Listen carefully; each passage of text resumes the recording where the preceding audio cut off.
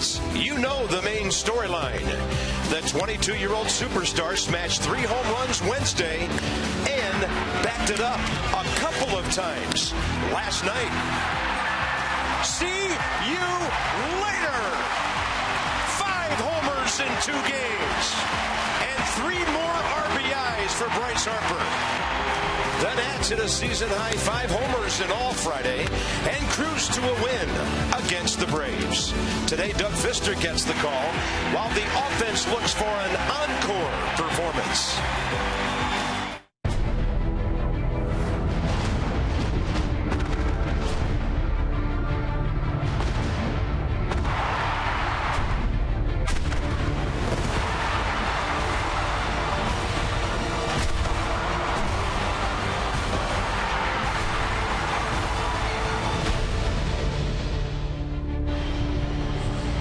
Special day at the ballpark.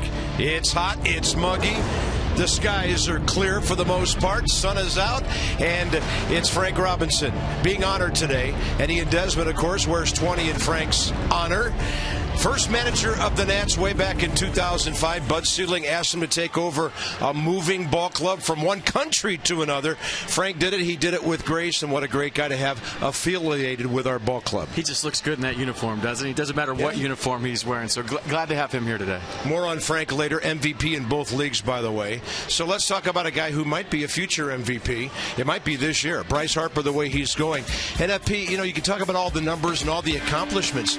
We're seeing the emergence of a star player here who's really playing the game the right way. We're seeing a veteran at 22 years of age. There's all these talks about prospects around baseball. They're all older than Bryce Harper. He's still only 22. And the stat I like best, 5 home runs in consecutive games from the 4 spot. The last time that's been done, Edgar Martinez in 1999. But you look at the ranks, home runs first, 26 walks. I mean, seeing the baseball, his head still. Freddie Gonzalez, the Braves manager, said we've been watching him grow up here at the major league level, and he's watching from the dugout, and everybody talking about how still he is at the plate and his head's not drifting. He's absolutely locked in. And you saw first time since 2002, 3 homers. That was Sean Green, the last guy to do it in the National League.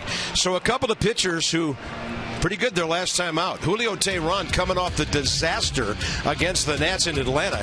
He wins 6 against Cincinnati. No runs on 3 hits, shutting down the Reds.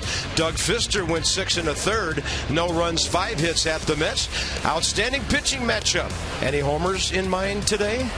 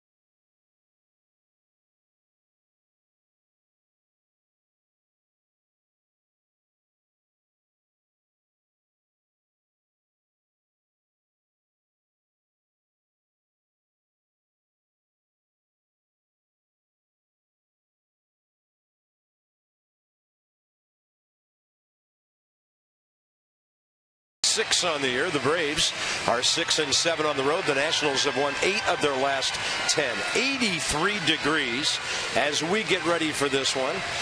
As the afternoon wears on, the shadows could get tricky for hitters, but if anybody connects on a day like this with the heat and the humidity, the baseball might be traveling a long, long way.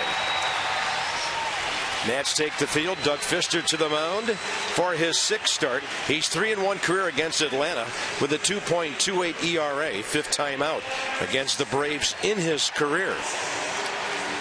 And the Atlanta lineup, they're 7th in the league in hitting and runs and 8th in home runs.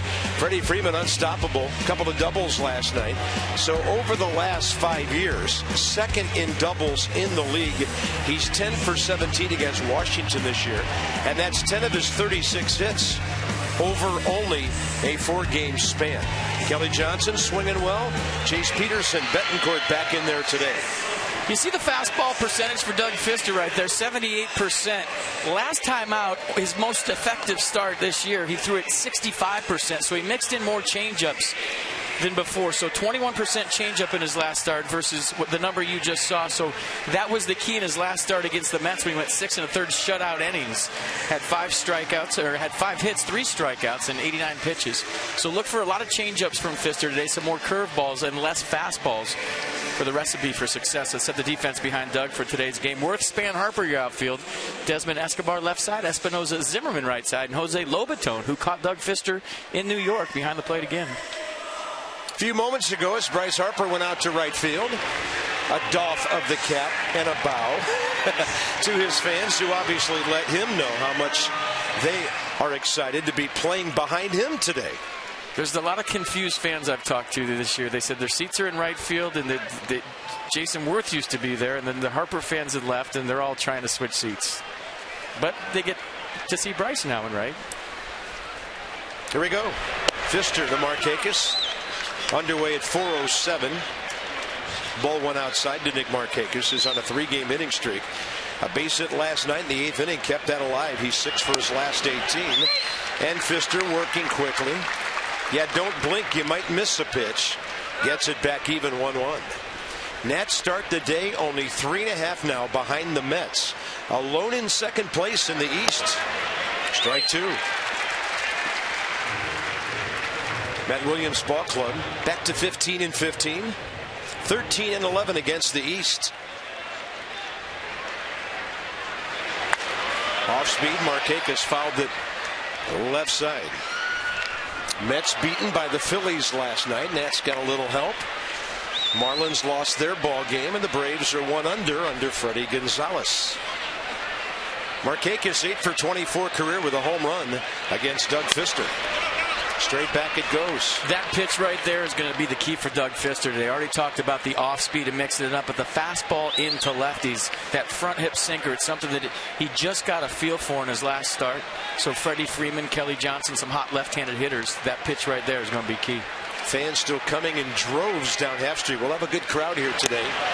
That ball caught behind him, and it must have grazed the seat of his uniform pants on the way by. That pitch was so far inside, it was outside. How about that? Watch this. The key is going to be Doug Fister throwing into lefties, but not that far in. And it just nicks his pants, huh? It did. Oh, I get it. Nick. Okay. No, I didn't try to do that. Leadoff man aboard. Simmons is next. He was hit in the 1st inning. Simmons was last night by Gio. Came around to score. Braves have been an early game scoring ball club this season, but lately the Nats have been the ones controlling the second half of ball games. Andrelton Simmons on a 7-game hitting streak. 11 for his last 24. 19-year veteran, the crew chief, Fieldon Culbreth, has the plate. Jim Reynolds at first. Manny Gonzalez and Paul Schreiber, 2nd and 3rd. Do you watch your random stat of the day? The Braves have produced 30 different lineups in 30 games. They haven't repeated the lineup once this season. They're the only team in the majors that's done that. Very interesting. Their rookie catcher, as we mentioned, Christian Betancourt, back in there today. I don't think we've seen him for one at bat yet. Brzezinski's been hitting so well, and hitting his spot very well is Doug Fister, and Simmons dropped his bat.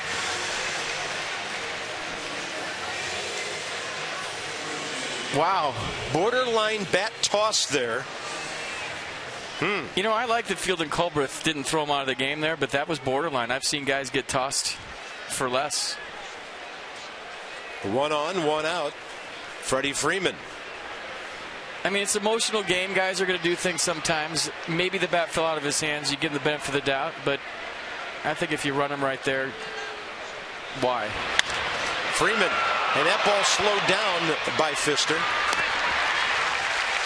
May or may not have been a double play ball, but it goes 1-4-3. Bottom line is, Freddie Freeman just made an out. 2 down. Doug Fister dominating the East since the start of last year. 1.60 ERA. Julio Teheran has, well, a lot of run support. He squandered 10 runs of it against the Nats in Atlanta. So 8 of 10 for the Nationals. A plus 24 on the runs. And as we mentioned last night with Bryce Harper slugging away, the Nats have now scored more runs than their opponents for the first time this year. Although I know John Hirschbeck would have thrown him out for that. Remember, Freddie Freeman got tossed in Atlanta. He didn't really say a whole lot on the check swing. Yeah, that was from third base, huh? 1 ball, 1 strike to Kelly Johnson. Last couple of years with Toronto, Tampa Bay, the Yankees, Boston, Arizona before that. He's come back home to the Braves where he started his career, swinging pretty well. But Bryce Harper's cruising to that.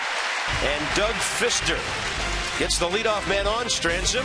Bryce Harper cleanup. Maybe we'll see him in a moment.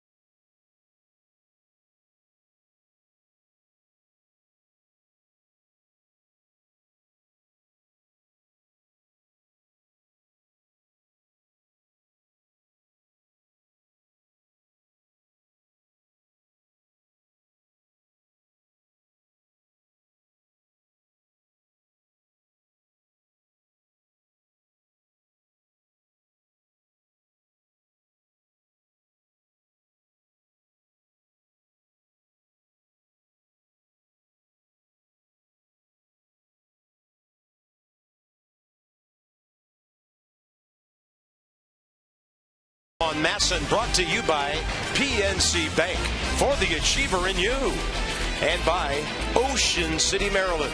Put your vacation days to good use in Ocean City, Maryland. Book now at OCOcean.com. Yeah, getting a good grip and getting some good rips lately, this Washington offense. 242 batting average is a season high for the team. 5th in runs, 3rd in home runs now with 29, with Bryce Harper leading the way, and he has dominated Julio Teheran. So 2 homers, 4 RBIs, 8 hits, 3 of them doubles, plus a base on balls. It's always an interesting matchup. And of course, a couple of years ago, it led to some other baseball activities on the diamond. So you see the fastball percentage for Julio Teheran. I think it's important to note that 2 starts ago, 49% fastballs. Last start, 65% fastballs. And he threw 6 shutout innings against Cincy with that 65%. And if you remember the 9-1 game, he had the lead, an 8-run lead, and he started throwing a lot of off-speed against the Nationals. And we made the comment on the air that we thought he was pitching not to lose. He lost his aggressive nature. He started throwing the slider and changeup more than normal. when he's aggressive with the heater, he's good, but sometimes he gets away from it a little bit too much. And Denard Span's done great against him. A 400 career average. So Denard, despite the 0 for 4 last night, 12 for 30 against Julio Teheran.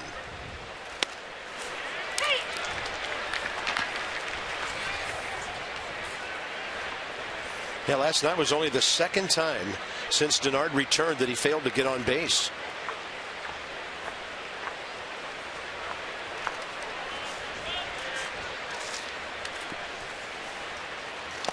And that breaking ball way inside on 0-2. Inside the numbers from STG. So leading off an inning with on-base percentage. Escobar, fantastic when he was doing it. And Denard Span at 400. Denard's overall on-base percentage is .333. It was up in the .350 range last year. Rips one, base hit over the reach of Jace Peterson. Denard will round the bag. Markakis, a very good right fielder, up with it in a hurry. And there you go with your leadoff guy on. A nice piece of hitting right here, but you look at the pitch from Julio Teheran, wild in the strike zone. He's way ahead, right? 1-2 count. Probably didn't want to throw that fastball right down the middle. Denard Span, a good fastball hitter. We're waiting for it, and there goes a no-hitter. Ideal situation whenever anybody's on first base for Escobar. 80 feet of room between Freddie Freeman and Jace Peterson. Teheran has a great move, quick feet, quick arm, throws hard to first base. He's picked off 2 runners this year. Outside, says Field and Culbreth.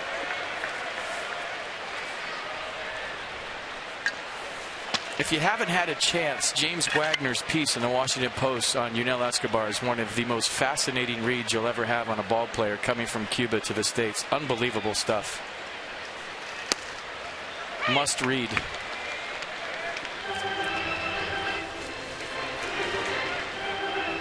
So 7 for his last 14.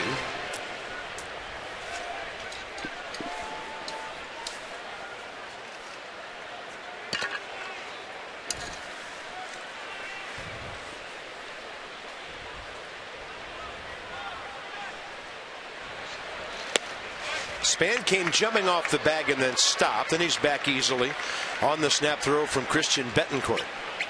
Or Bethancourt, pardon me.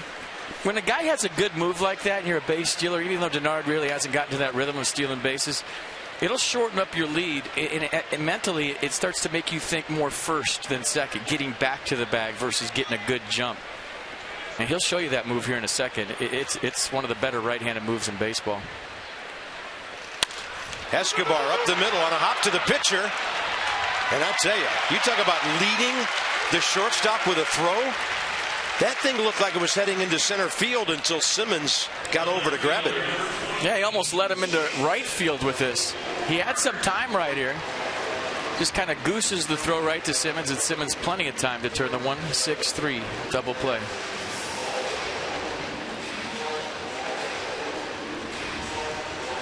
Braves' 33rd double play of the year. They're in the top 3 in the National League in the number of double plays taken care of on the defensive side. And here's Worth.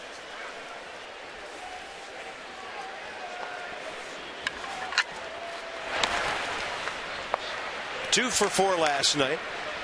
Leadoff homer in the 4th. 8th inning single after an Escobar walk that helped the Nats put the stamp on that game. And both of those were to the pull side, hit very hard.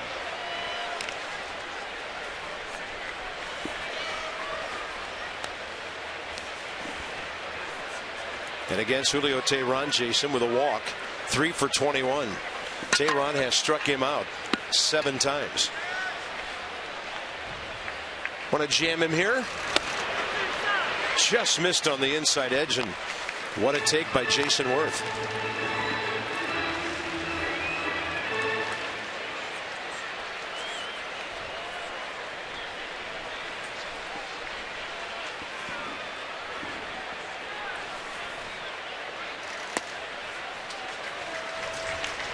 Set the D for the Braves behind Julio Teheran.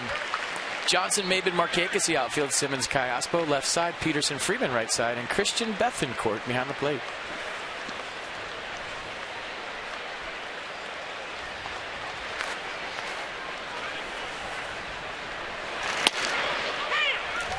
.93 right to the outside edge. Well, 3-1 count. He's looking for something to pull right here. And Teheran paints the outside half. You don't want that. Not when you work hard to get count leverage. That's a pitcher strike.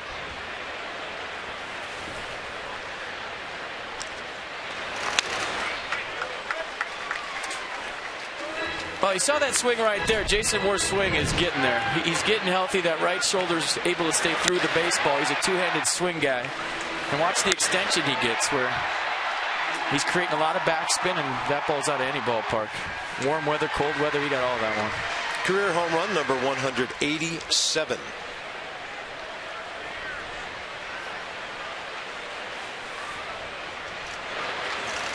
Teheran walks him, and you know what that means.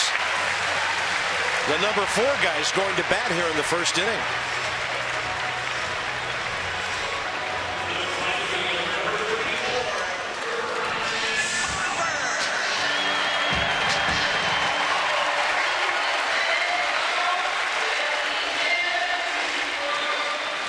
I guess the question is, when do you start avoiding Bryce Harper?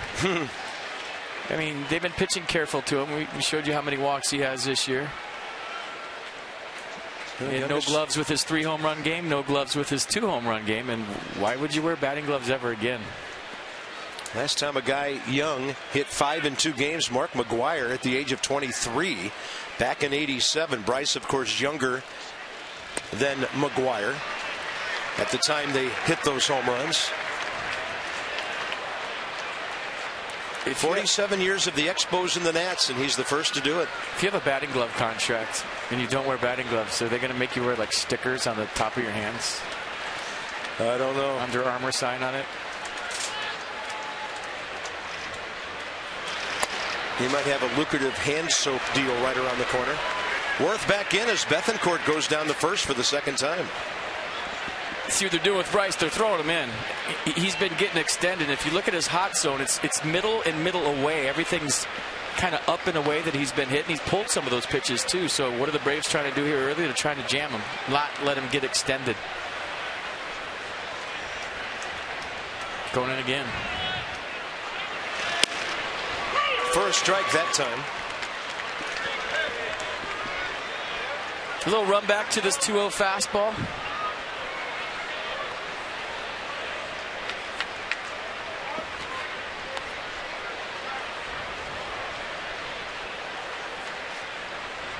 Target away. On the changeup, he takes it 3-1, and leading to this power surge for the first really 5 weeks of the season. Bryce has not been biting on bad pitches. Well, if you go in with a 3-1 fastball right here, you better get it in there. If you don't, it's going a long ways.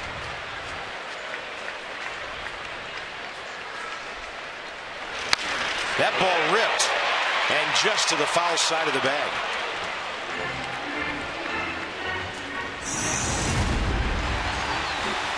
Lowe's never stop improving. Bryce Harper, first 30 games of the season.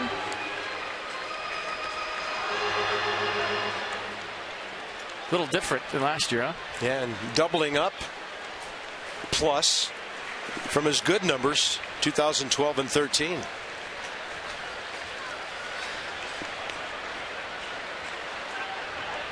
(3-2). Worth about to get a head start. Freddie Freeman right behind him. And Harper will hit this ball to deep center. Cameron Maben camping under it, edge of the track, and about 8 feet short. The Nats get a base hit, a walk. Double play cost him a runner. They strand the other. So the Washington offense makes Teheran work in the first inning.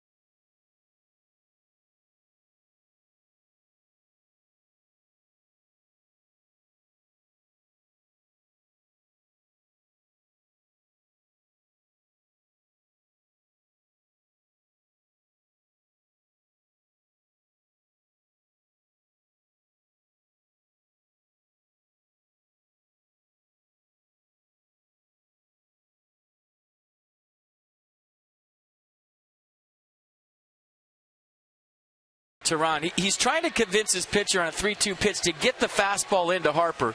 He starts shaking his head. He jumps into the inside part of the plate, and look where the location is. It's right out over the plate. Bryce caught that a hair deep, but that was a mistake by Julio Teheran. They wanted that down and into Bryce. They left it over the middle. You see how he's catching it deep? If he catches it right about there, it's going to go a lot farther.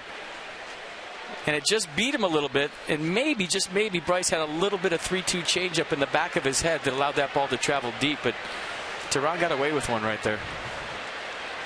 Top of the second, Callaspo, Peterson, Bethancourt for Atlanta. Doug Fister coming off a 13-pitch, 10-strike first inning. Alberto Callaspo knows him from the American League, 19 at-bats, 7 hits and a home run.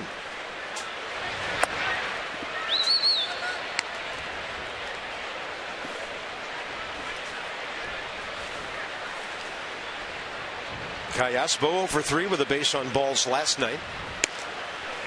When I say all in on a fastball, that means when you get in the batter's box, you're 100% fastball. You're not thinking about any other pitch. If you're looking for a fastball and you think about a changeup, it's in the back of your head. It allows that ball to get on you just a hair sooner. And a ball pretty well hit, but Harper didn't have to go far.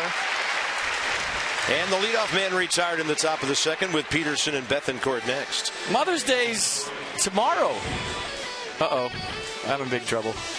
Nats take out the Braves tomorrow, 1:35. Flowers. Maybe I'll grab one on the way out and send it to my mom. You'll get one on the way out of the ballpark while supplies last. For game tickets, visit nationals.com. Mother's Day's tomorrow, everybody. I might be saying that to myself. Well, I think you've been doing that promo for a week and a half. I know. Sometimes I don't pay attention. You better come up with a carnation somehow. Sometimes I'm just reading and not really paying attention to him. Here's Peterson. Swinging a pretty good bat. He's on a 5-game hitting streak, but a pop-up. Left center, Denard Span.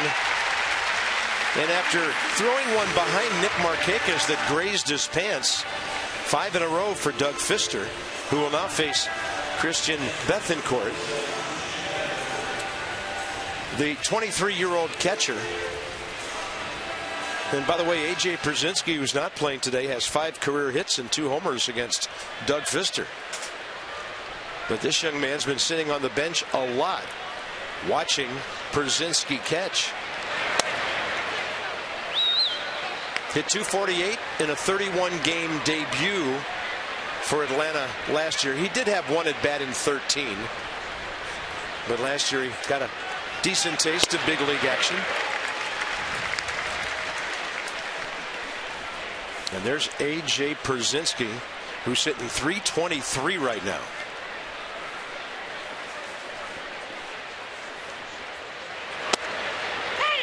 On the inside edge with run and sink.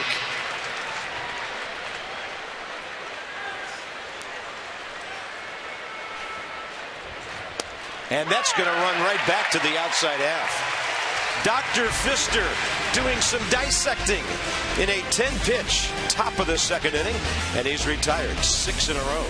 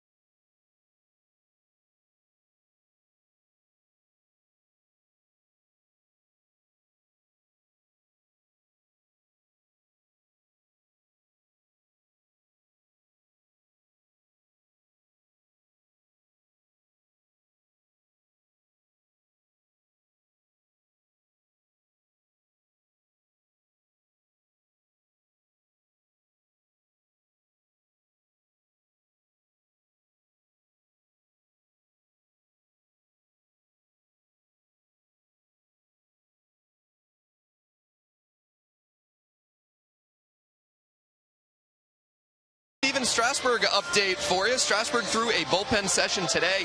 Came out of it feeling just fine after having that back issue which had plagued him recently and knocked him out of his last start after 3 innings. So Strasburg feels good from a health standpoint, working on some mechanical adjustments that stem from an ankle injury that he suffered in spring training and had him kind of throwing across, pulling off on his pitches to the plate. So more of a mechanical thing now for Strasburg than a health thing. As far as when he'll go next, he's scheduled to start Monday in Arizona, but the Nationals have some flexibility to push him back because of their off day 2 days ago. They could have Max Scherzer start on normal rest, and then they could even bump Strasburg back a little bit further and keep everyone else on their normal turn. We'll see tomorrow. They're going to check and see how Strasburg feels and then decide where they want to slot him into their rotation, guys.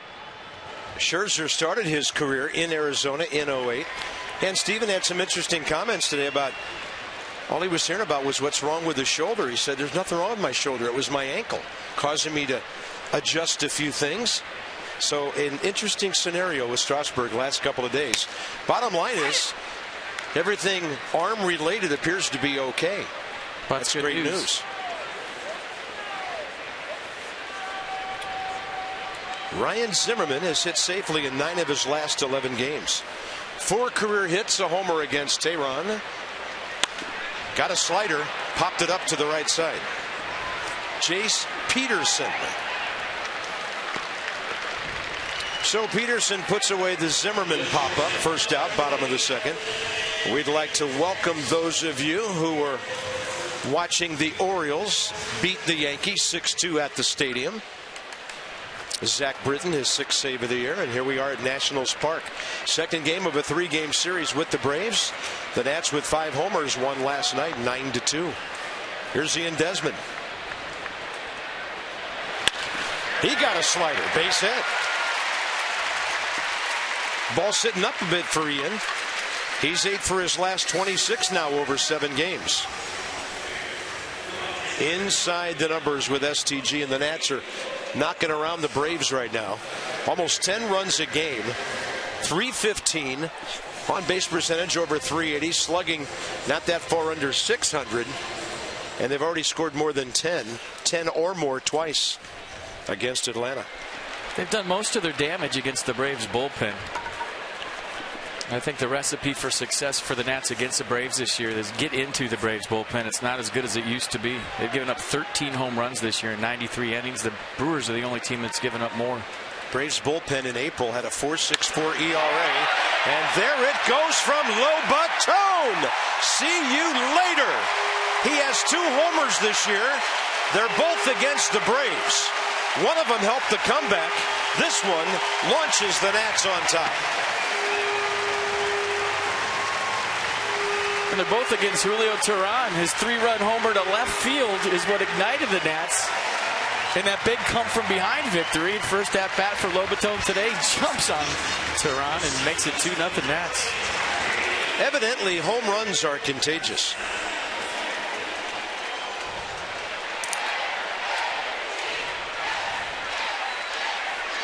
Jose Lobatone, 13th career home run and 2 in the last 2 weeks.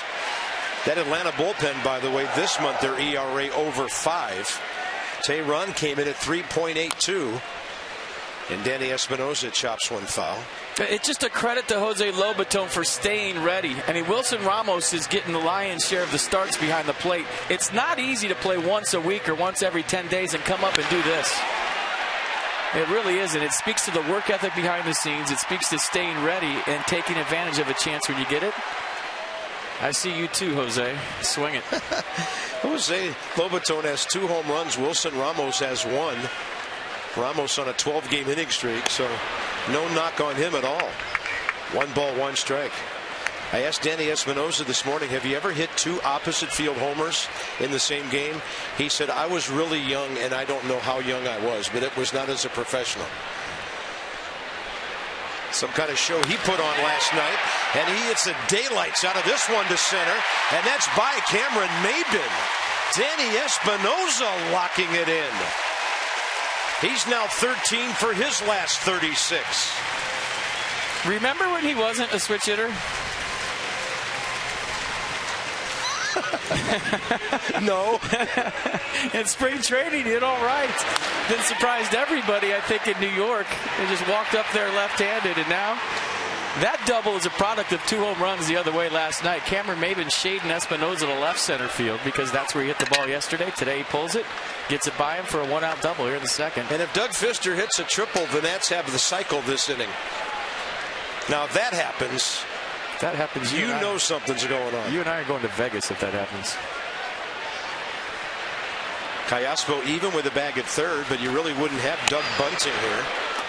Maybe that's in case he just chops one to the offside. Doug Fister has a chance for his 3rd career RBI here. Espinosa, second base, 1-out, second inning. I think Maben thought he was going to catch up with that, and it had another gear when it took off past him. Fister, a good rip. He leads the pitching staff with 2 hits. Got one off the bench the other day at Steven Strasburg's start. Yeah. He also leads the staff in pinch hits. Yeah, you're right. Boy, it's so great to hear the bat and all the bats in the dugout making the sound they are right now. Daylight play, and that throw was almost into Danny's back.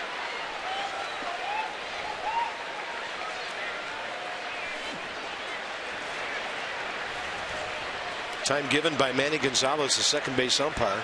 I think it got him in the arm, didn't it? Yeah, maybe the back of the elbow area.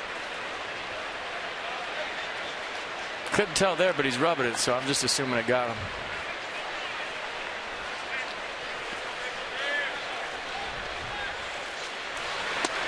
And Fister gets a breaking ball from Tehran.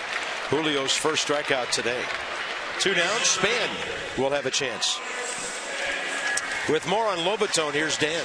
Hey, Bob, just playing out what FP was just talking about with the lack of playing time that Lobaton has gotten. I was talking with him about it, and as the backup catcher, you're not even going to get pinch hit opportunities because you're kept as the emergency option off the bench if Wilson Ramos gets injured. So unlike some guys who might get a pinch hit opportunity, a chance to see live pitching even on days that they don't start, Lobaton hasn't gotten that, and he says it's tough on him. He admits that, but he's still delivering when he gets the chance to start. He's averaging a home run every 10 at-bats. Take that, Bryce Harper. It's a great point Dan just made. He doesn't even get to go up there and see live pitching. When he's not starting, he's not playing. Span base hit right center first time.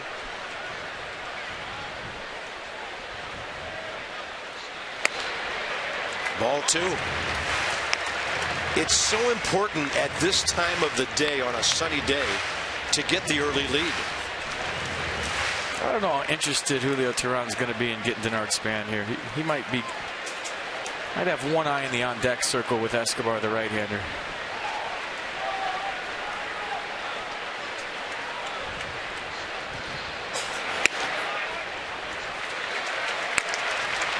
The Nats made him throw 21 pitches in the first inning. He's thrown 13 more here.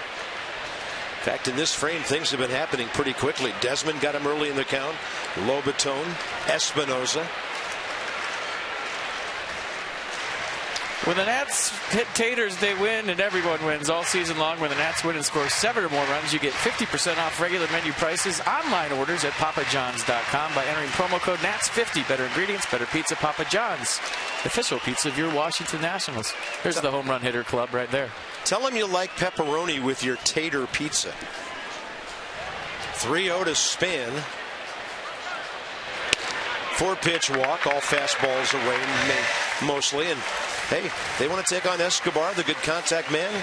Here we go. He hit it sharply first time up, but right back at Tehran, who turned a 1-6-3 double play. First walk of the day, Span on twice. Roger McDowell with a quick visit. Be sure to text Masson's word of the day, pitch out, to 29292 for your chance to win a meet and greet with Denard Span. That's pitch out to 29292 for your chance to win with Masson. I don't know why I find the word of the day so amusing every day. Well, it doesn't take much to amuse me, but they just do. It just shocks me. Pitch out. I find this one a little amusing because I'm trying to think if we've even seen a pitch out this year. Maybe one or two. Randy Knorr doesn't believe in it. He's the one that controls the running game. He says that catchers throw better if they just react versus stepping out and having to see where the pitch out's going to go. It's something you don't practice a lot. You won't see the Nats pitch out very often, if ever. So Escobar, a former Brave, who was with Atlanta from 07 to 2010, drafted by them in 05, a chance to add to the damage here. First pitch slider, a good one by Tehran.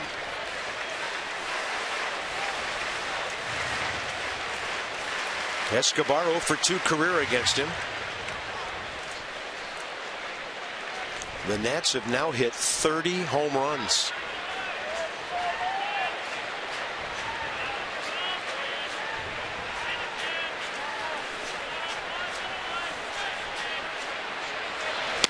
Slides him again.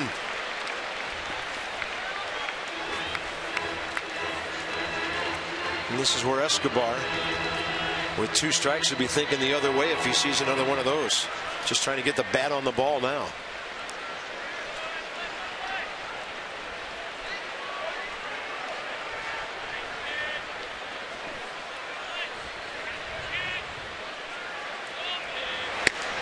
He'll go 94 heater upstairs.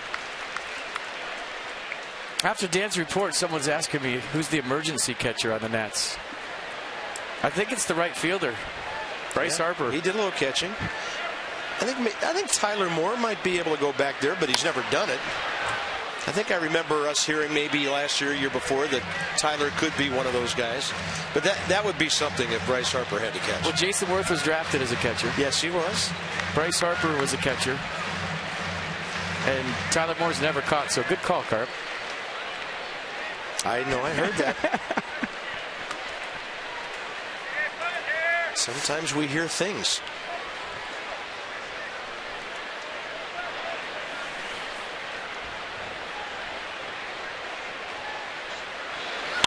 Escobar got jammed. This ball's going to drop into center.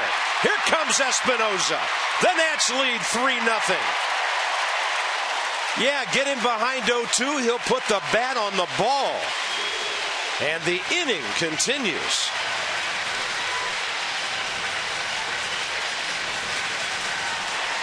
Grinding.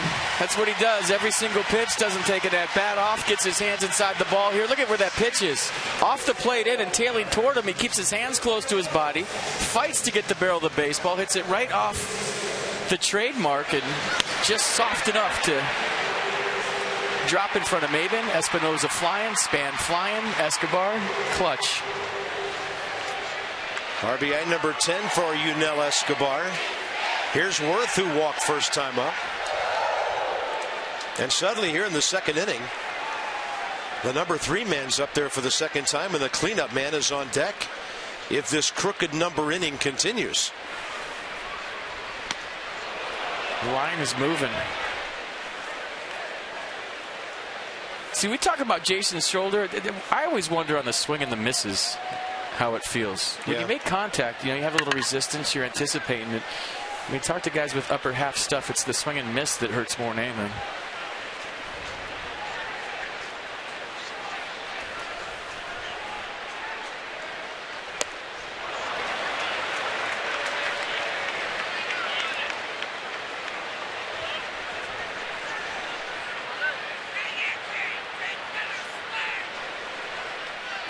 Wow. Well, hey, he had Escobar 0-2 with sliders. Jason's stance is way more open all of a sudden. Well, they say spread out, right? 3 hooks in a row. But the Nats get 4 hits, a walk, and the big blow, Jose Lobaton. He's 5 for 20 in 7 games with 2 home runs and 6 RBIs, and he hit them where the big boys go.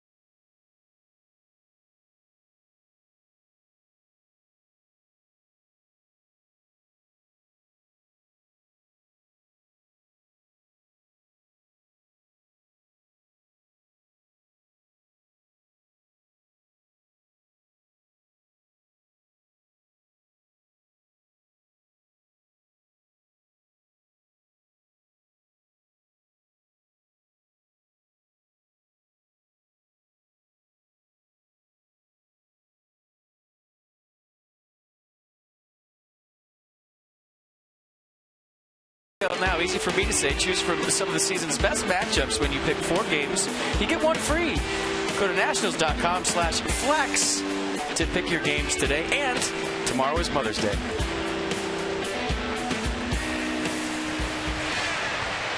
Jose Lobaton has more hits, 6 now, against Julio Teheran than any other pitchers he's ever faced.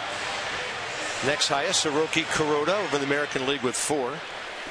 He now has 5 career RBIs against Julio Teheran with those 2 swings this year. Amazing. Here's Maben. Number 8 hitter takes the strike.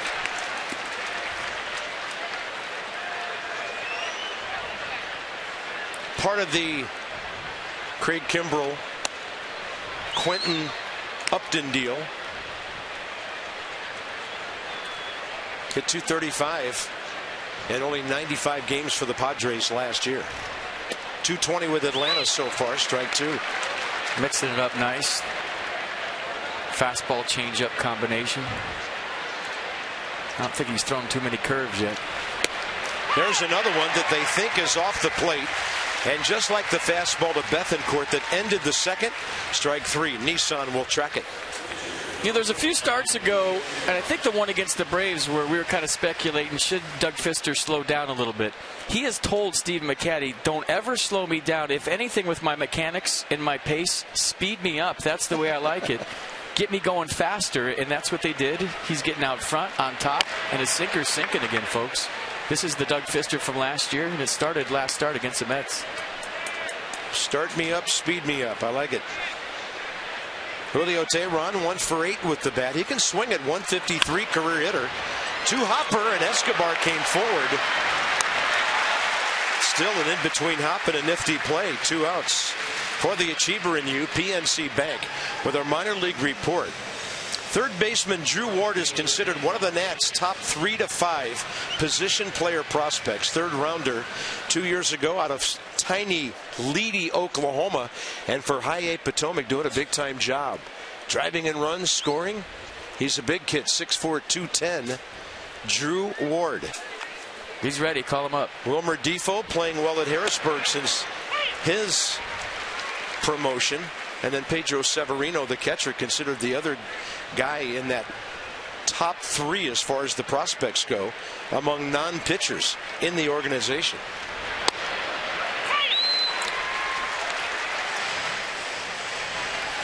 And by the way, Mark Shalaba told me this morning he thought Lucas Giolito threw the ball pretty well last night, first couple of innings. A couple of hits fell in, he got the ball up.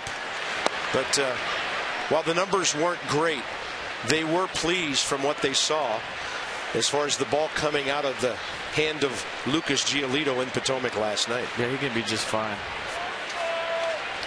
1 ball, 2 strikes. Fister will bounce one out in front of Nick Markakis.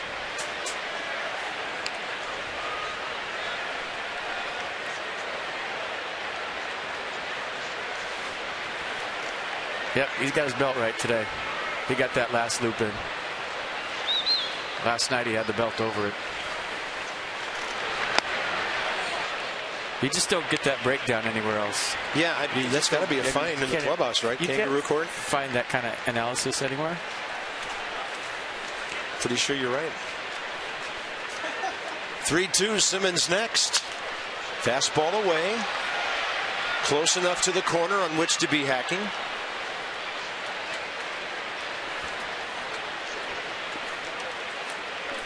Shadows from the light standards now reaching the third base line. It'll be okay for a while still. Bouncing ball. Espinosa to his left. Ball seemed to be past him when it actually went in his glove. And that's 9 in a row for Doug Fister. Here comes Bryce with the Nats already on top by 3.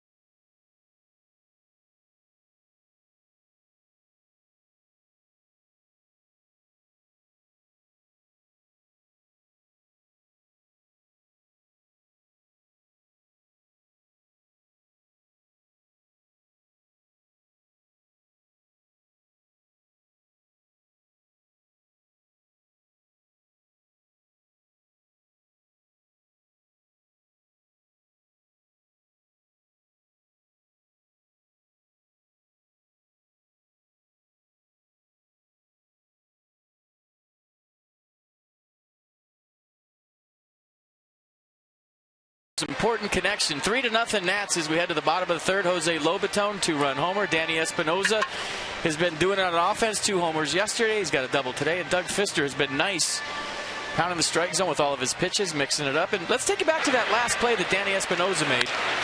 I mean, he went a long way for this. He's been playing a great second base.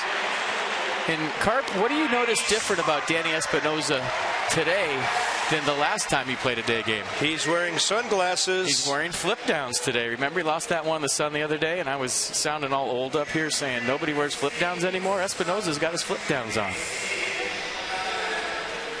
Honda Dua, bottom of the third. Who could that be? Harper, Zimmerman, Desmond, 3-4, actually 4-5-6 today. Bryce has hit a deep fly ball to center. Zimmerman popped up, and Ian Desmond has a knock today.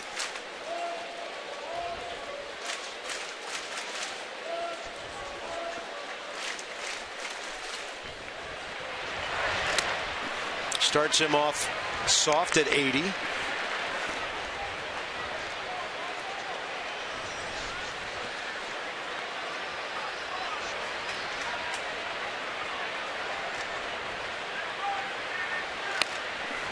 Soft outside, 82. Seeing it big, spitting on borderline pitches. You get ahead in the count, then they got to come to you.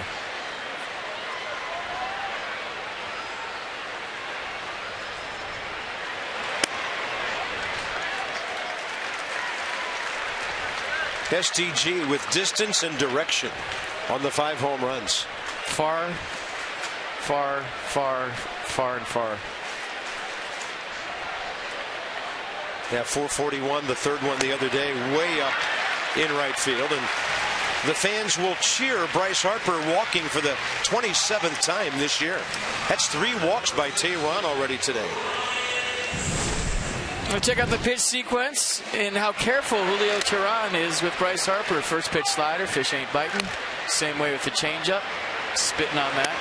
Fastball in, didn't really want to go in there, and then same way, tried to get strike one. You see that frame by Bethancourt? The ball was halfway out of his glove.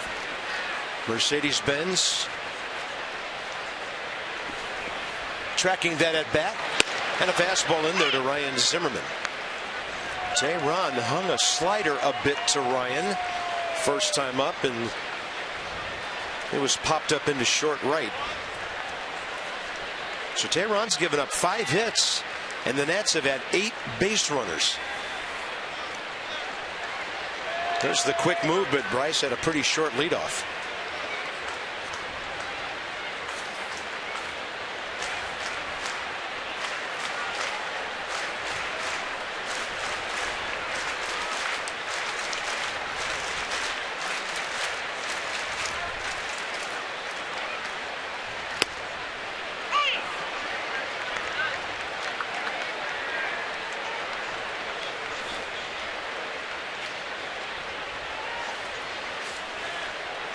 Two hits for Ryan, first 2 times up last night. Base hit to right, base hit to left, broke a couple of bats.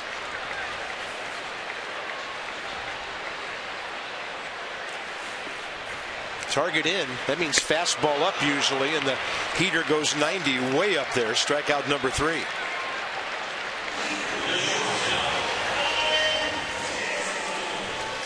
Ryan Zimmerman waiting for that slider you were talking about, Bob, right? He never got it. Took 2 fastballs down the middle, then maybe thinking that was something off speed because it came out of his hand high, couldn't hold up.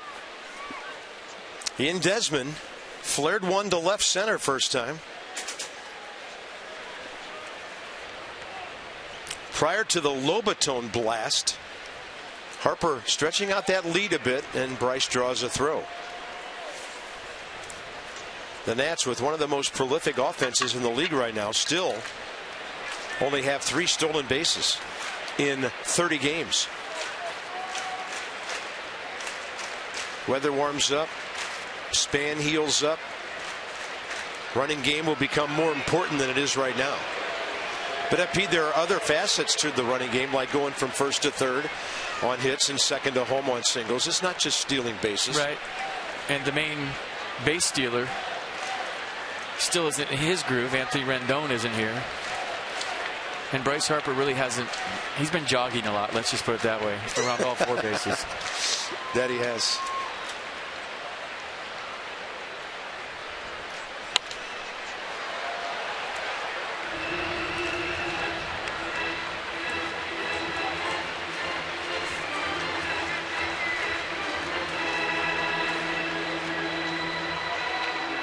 There he is. The Nationals, such a complete team when he's in that lineup. And really on defense, too.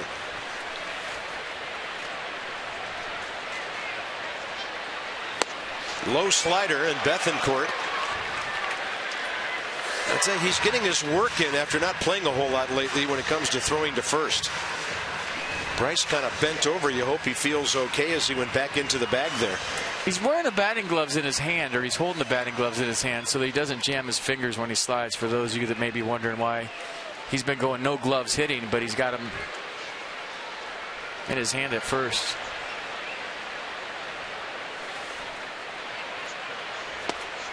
And the Nats is having a hard time picking up that slide piece low in the zone. Well, Jose Lobaton, you remember on the come from behind win April 28th in Atlanta, this was the blow that made it a 3-run game. He went the other way, stayed back nice on that slider from Tehran. And then today, first at bat, gets a first pitch fastball. Probably knew it was coming because the homer was on a slider, sat on it, got it. Now he's part of that South Capitol sock. Julio Tehran pitched almost another inning after the Lobaton homer, but when Span homered with 2 outs 1 inning later, that's what knocked him out. Fortunately, the bat doesn't fly into the stands and hurt anybody. Those guys picked it up off the warning track down there. And they're going to graciously give it back. That was by Mass and Dan. There he is, shades on, ready to go. Heads up, bro.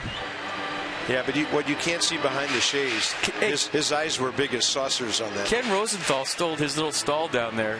So now Dan's on the other end today, and I think there's going to be a sideline reporter war sometime during this game.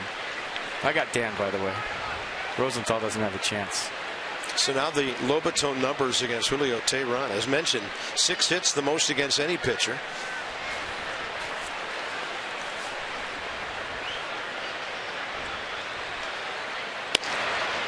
And the heater away at 90 evens things up 1-1.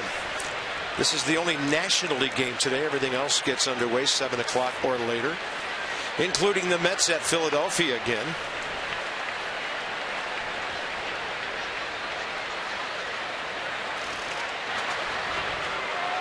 You know, when a guy throws over that much on a guy that doesn't have 1 stolen base, sometimes that'll wake you up and you're like, okay, if you want to throw over that much, I'm going to steal the base on you. And I'm watching Bryce. He's extending his lead and he's trying to get a jump. And I think it's just because he's a little ticked off that he's throwing over so much. Yeah, add to that the throws by the catcher.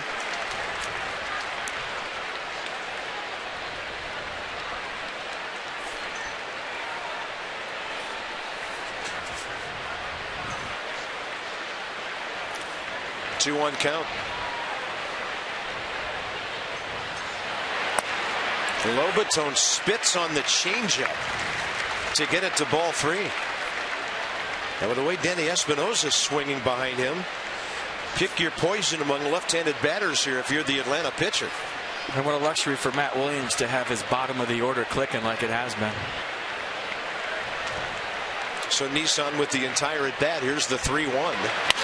Lobaton over on the left side, playable for Alberto Callaspo. And the Nats are gone in the bottom of the 3rd. They strand their 4th runner, but they've plated 3 on to the middle innings now.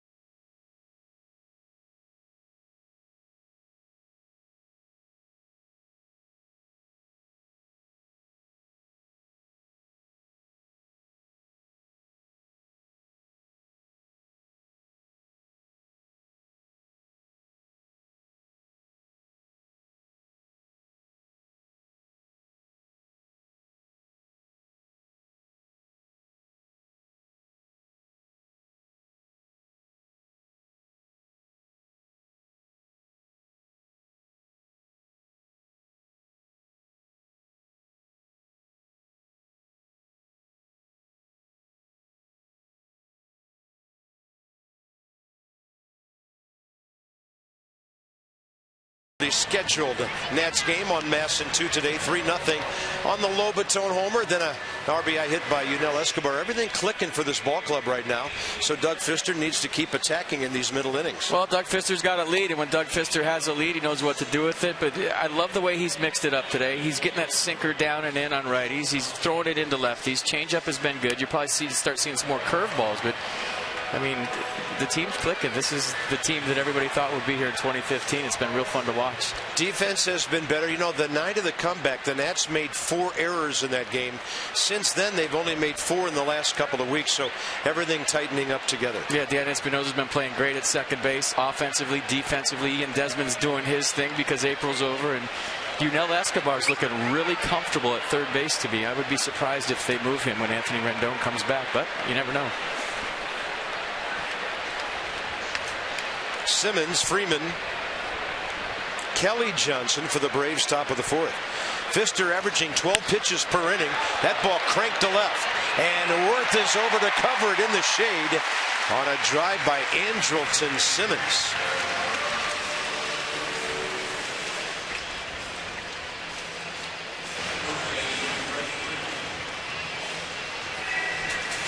Let's go inside the numbers with Cheap. So the Nats, after being tormented by this ball club for a couple of years, 10 of their last 15 against Atlanta. Braves did nearly win the season series last year, but the Nats pretty much took it from them in the second half of last season. Freddie Gonzalez has sent 11 hitters up there, now 12, and Doug Fister has thrown first pitch strikes to 10 of them. Ground ball for Freddie Freeman, first time up. The shift is on. Espinosa in right field. And that's low and away. 1 ball, 1 strike.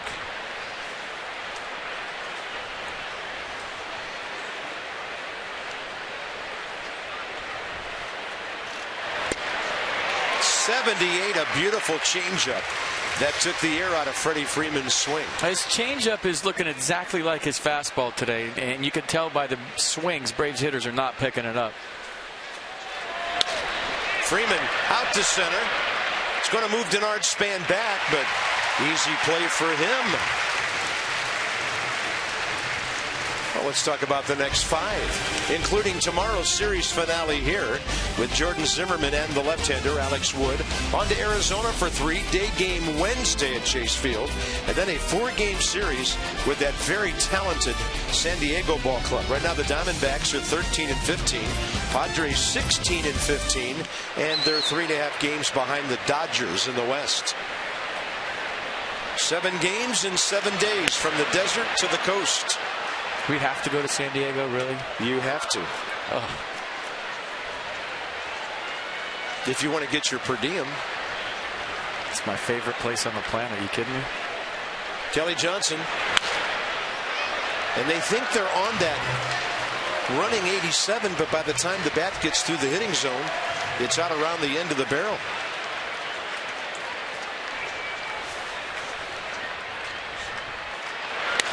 And a ball hit out to right center. Harper tracking it.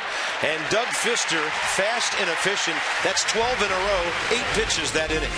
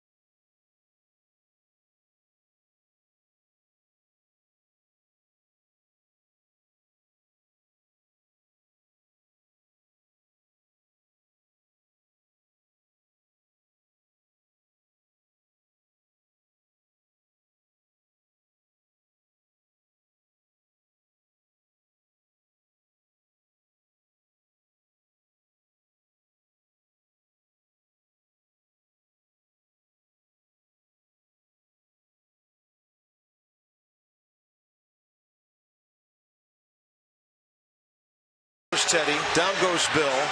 Down goes George and Abe. This is a pile of presidents right there. Yeah. Big pile. Is that Nacho Libre? Oh, man. That was good until the whole udder thing happened. Oh, boy. That Exmo can really make you look bad. I didn't need that, I don't think. Danny Espinosa on the heels of that. A real performance last night. And going the other way with authority. I mean, that tells me his swing is right where it needs to be. He's not jumping. He's letting the ball travel. Johnny Gomes gave that one a good effort, but he's doing it with the bat, doing it with the glove. I think that was the #1 play of the day right there. Look at those hops by Espinosa. Exmo makes it look like he can stay in the air forever. That was the last out of the game off the bat of Phil Gosselin. And then Danny comes out today and doubles to straightaway center field. Then he scored on the Escobar 2-out single. Breaking ball that he pulls. Freddie Freeman spears it, drops it, fires it, and Tehran there for a 3-1.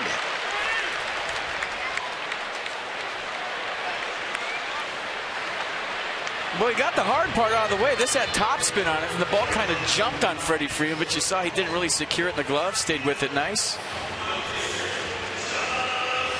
And Tehran doing a good job of getting over and catching this baseball. I don't think a lot of people realize it. He just taps the bag. Freddie Freeman's got one of the better arms for an infielder in baseball, not just a first baseman. He's got a cannon. And nothing that guy cannot do. Well, he'll never steal 20 or 30 bases. That's about it. He can't cook. How do you know? I don't know.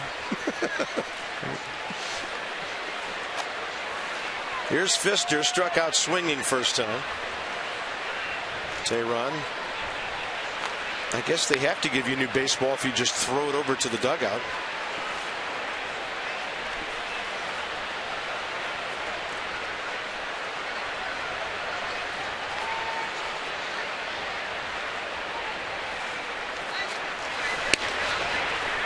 Fastball rides up and away, 2-0. 58 pitches in 3 innings for the Atlanta right-hander. Doug Pfister, 44 pitches in 4 innings.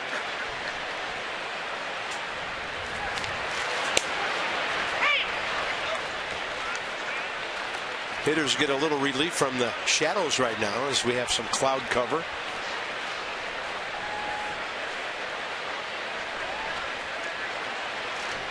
Pfister hits that one a long way to right center. And that ball is at the base of the scoreboard. He's hustling into second base. And Doug Pfister now has 3 hits on the year. I thought he got him. I was watching between pitches. He was telling himself, keep your shoulder in. He was actually talking to himself like a hitter.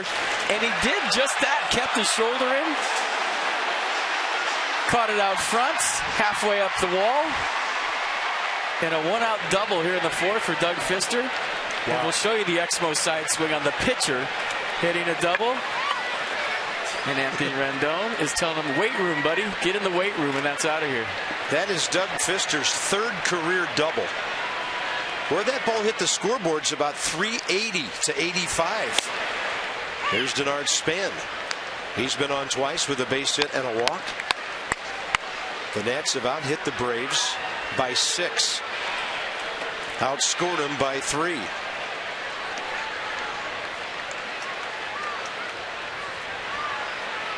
They give Span a big gap in right center. 0-2. There's very few guys in Major League Baseball that have 3-time through the order stuff. You usually see just that. The elite guys, it'll stay the same, sometimes even go down the 3rd time, but you got to have 3, 4+ pitches to get through a Major League order 3 times.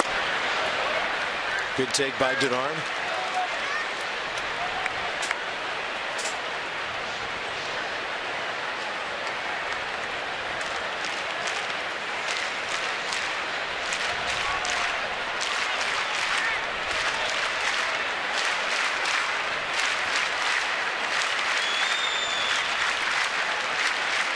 Target away.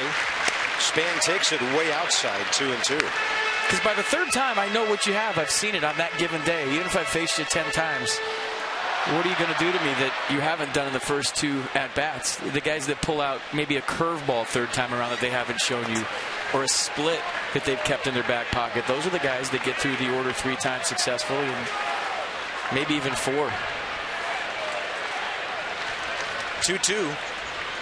Span, he waited for that ball, and Doug Fister's doubled off second base. 4-6 on the line drive double play. So Fister will get a breather back to the mound. 3-0 Nats.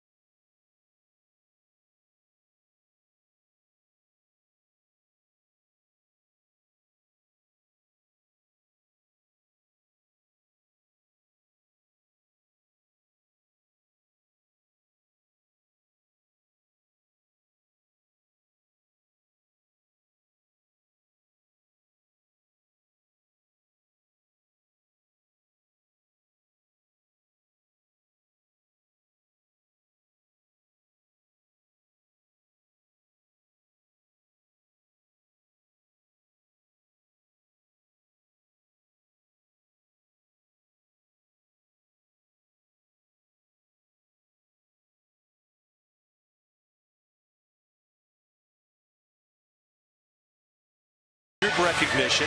It's brought to you by DynCorp International.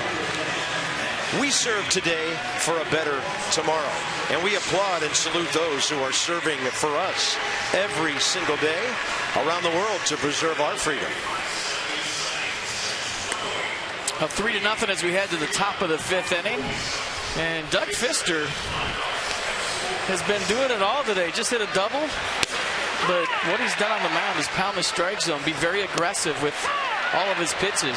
5-4 seam fastball, 28-2 seam fastball, 9 changeups and 2 curves, 44 total pitches right now for Doug Fister. Now it's time for Toyota K's for Kids. The Washington area Toyota dealers want to help children and their families by making a donation of $37 to the Children's Inn at NIH for every strikeout by an Nats pitcher this season.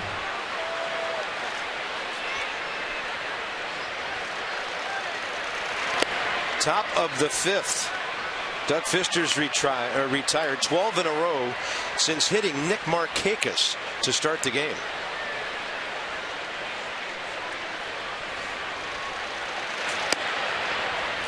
Left that off-speed pitch upstairs, 2-0.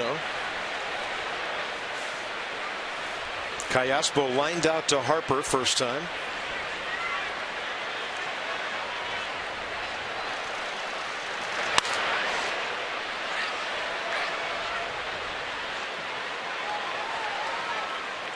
A lot of times we look at stuff, we count the pitches, and we tell you what he's throwing. But if you're at home, just read swings. I mean, look at the uncomfortable swings the Braves hitter's been taking so far in this game. It'll tell you all you need to know. And this one flaring toward the seats. Unreachable for Jason Worth. Just a reminder, as you enjoy a cold one on this Saturday afternoon, look forward to Miller Time later in today's game. That's brought to you by Miller Lite. Bob's Big Beer. There it is. If you can drink that, you can wear that cap right next to it. 2-2 and a ball pulled foul.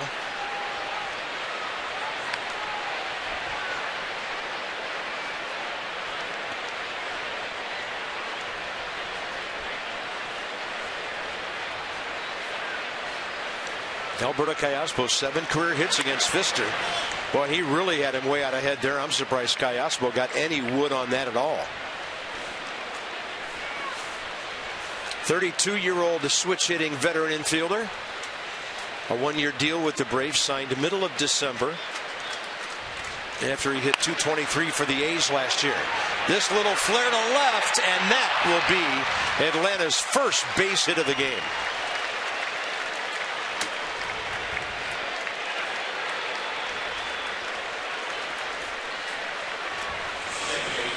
Well, he made contact on a couple of foul balls and able to get one in play.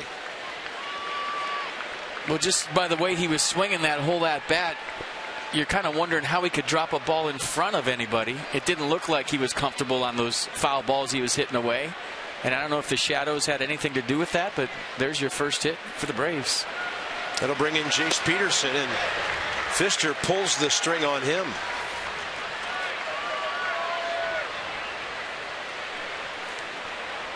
There's never a bad time of the day to have a 3-run lead, but this is a really good time.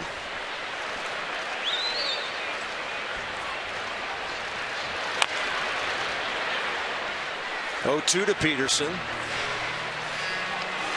who came to the Braves with a couple of minor leaguers in the Justin Upton deal.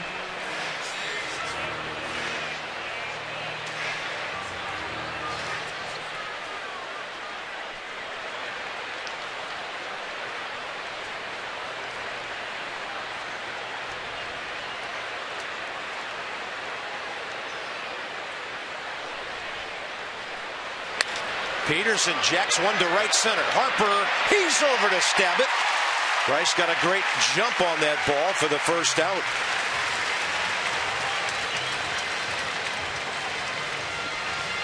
I mean, the biggest single thing I've seen from Bryce in right field this year, and the thing that stands out most, is he's ready for the baseball every pitch. Every time you look out there, he's already running. He's got a jump, and that just tells me he's anticipating the ball, and he's been all over the place. Tons of range, right, left, doesn't matter. Well, he's in the top 4 in the league in outfield assists, catching everything he gets to. There's a bouncer. Escobar deflects to Desmond. How about a 5-6-3? On a tricky hop, and Ian Desmond alertly takes care of the out. It's a great lesson for younger players. If you're standing around watching your third baseman make a play and you're the shortstop, you're probably doing something wrong. Never stand around on a baseball field. Always move toward the baseball, and you never know what's going to happen. You see Desmond on his toes right there, moves toward the ball. And a 5-6-3 single play. And Doug Pfister approves. Said, way to stay with that, baby. And Desmond had to pick that ball up on a short hop. Runner went to second, Callaspo. Here's Cameron Maybin, the number 8 hitter. You get a pitcher like Pfister and you're playing defense behind, he fires you up. You want to make plays for him. You want to be in the game. He's working fast for you. He's keeping you on your toes. But then for him to turn around and say, way to stay with that, baby, those are the guys that you're diving for. You're making every play. You want to make plays. Matt Williams had a great comment about Pfister this morning. He said he works with his defense to find ways to get the other team out. It's 9 against 1 when he's pitching. 2-0, and he sinks one to Maybin. And yeah, the pitcher is on deck, number 8 hitter here. He'd love to get him and have Tehran lead off the 6th. So he'll make his pitches to Maybin here with that runner in scoring position.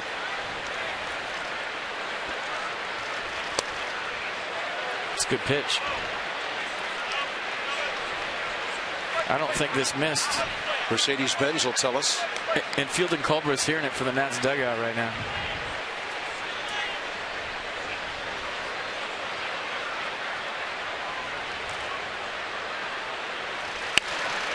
Counts full.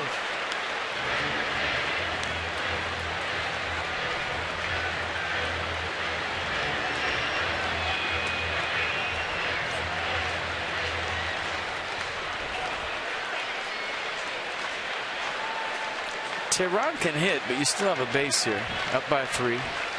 Don't be that careful, but you also don't have to give in.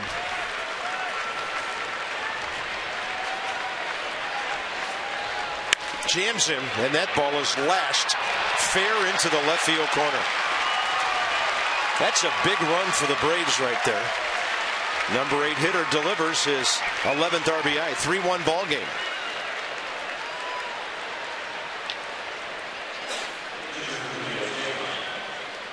The Braves have a major league leading .414 batting average with runners on second base this year. It's 67 points higher than their closest competition. That's the Rockies that hit .347. They also lead the majors with a .321 average with runners in scoring position, so they know how to get it done with runners on second. So here's Tehran, who hit a ground ball to Escobar first time. That is a fair ball. Hugging the line, and Zimmerman dances over into foul ground, never even turns around to look at the umpires. He sells it right into the dugout. Yeah, I like the way he sold that, by the way. And this was a tricky play for Udell. It stayed fair. You see the hop come back and watch Zimmerman sell the call. I got my foot on the bag.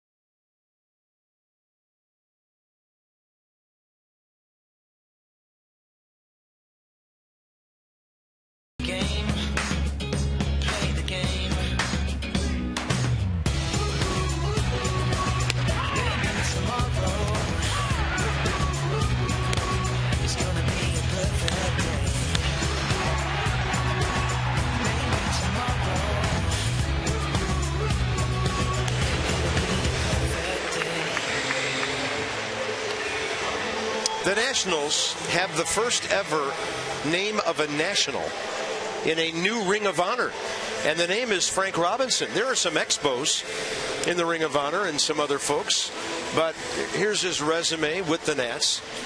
As the Montreal manager, he had won 83, 83, and 67 games, won 81, then 71 here. He had 586 home runs. Number 500 came, and look at the old video from Memorial Stadium in Baltimore. Right down the line, left field bleachers. Carried his hands low right out over the plate, right in the hitting zone, just dropping them on the baseball. He drove in more than 1,800 runs in 21 years, and the high-tech scoreboard at Memorial Stadium couldn't wait to put number 500 up there. He's the first national up there, and that looks great. In red, curly W next to it. Congratulations. By the way, he went into the Hall of Fame, Frank did, in 1982 with Hank Aaron. How about those two going in at the same time? And Frank is still the only player ever to be MVP in both leagues with the Reds and the Orioles. Talking to Mark Lerner before the game, he was saying it's his favorite player, and he used to imitate Frank Robinson's stance when he played. Said that he couldn't hit like Frank Robinson, but he still. Well, who could?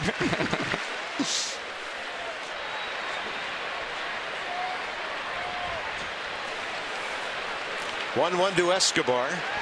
Worth and Harper to follow here. Bottom of the 5th inning, and Unell will pop this up to the right side. Freddie Freeman battling the sun, so he lets his second baseman, Jace Peterson, call him off. Worth is coming on, and here's Dan with more on Jason. Bob, Jason Worth had squared some pitches up earlier this season, but he felt that the contact was a bit flat because he wasn't generating that much backspin on the ball. But Worth said he's been working on getting more backspin lately, which allows fly balls to travel further. He saw the results last night on his homer, and Matt Williams was actually even more impressed with Worth's swing on his line drive single in the 8th. Williams liked it on a two-strike pitch. Worth was able to extend, get on top of the ball, and drive it to his pull side, so a very positive sign. And FP, I'll toss it back up to you with this for a minor league hitting coach. How do you go about generating more backspin on a ball? How do you try and accomplish that? Well, you stay on your legs and you hit off your backside, which means you don't jump at the baseball. But Worth is open, and look how bent his legs are. So now he's using his lower half.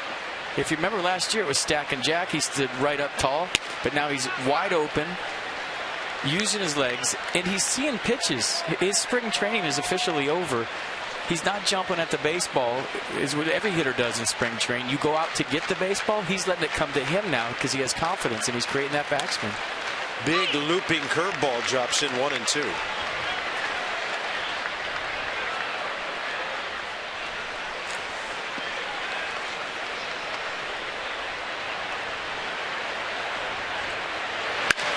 That was a breaking ball on the front door, and that's a fair ball.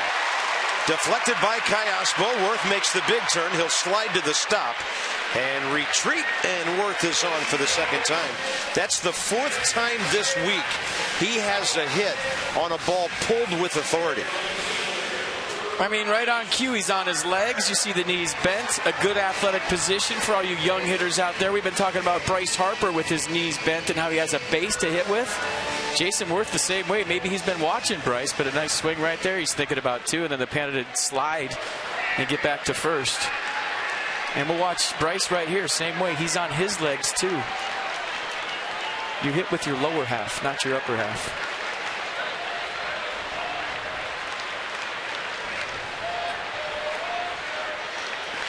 Bryce, a fly ball to deep center and a base on balls.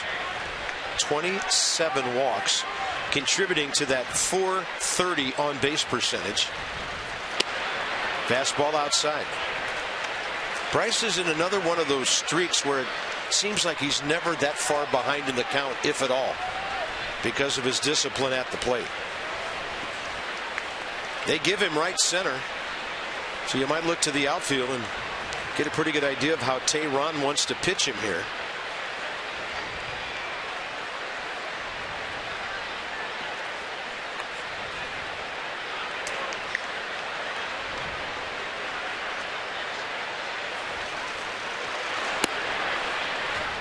.72, that's the curveball way out there.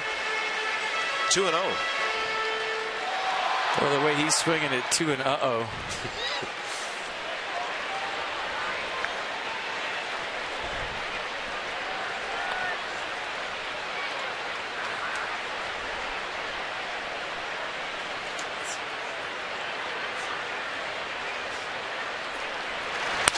Harper takes what the pitcher gives him and hits it hard to left field. His batting average approaching .290. First and second, one out. Ryan Zimmerman next. Home runs are cool, but that was pretty. That's big league hitting right there. You see him riding that leg, staying on the backside. You're going to throw me a sinker away. Head is perfectly still. Look at that. And just smooths one out to left for a lousy single. Man, what a clinic he's put on this week. Ryan Zimmerman, a pop-up, a strikeout. Tehran worked him over with sliders the first time, fastballs the second time.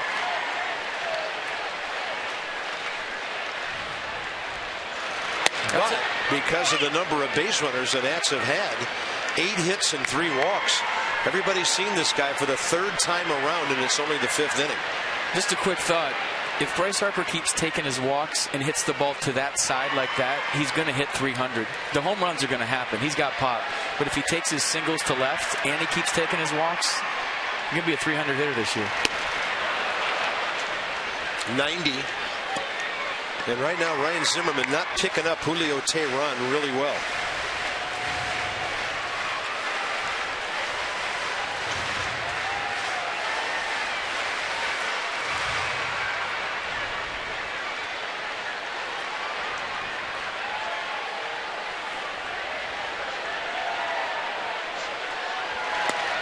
He picked up that slide piece on 0-2.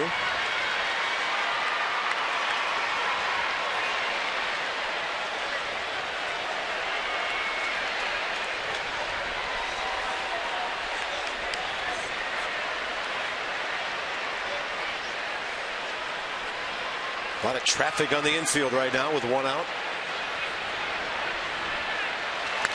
And a fastball up that Ryan lined straight back.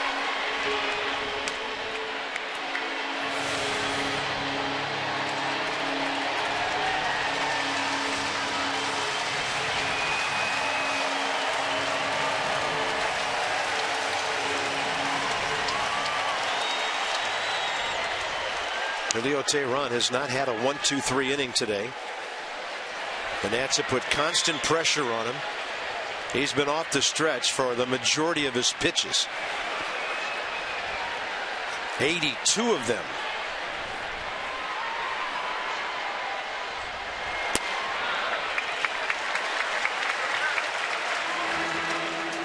Career record 32-23. 74th big league start. This guy's been around for quite a while. Broke in 2011. He's still only 24 years old. And he is not long for this game.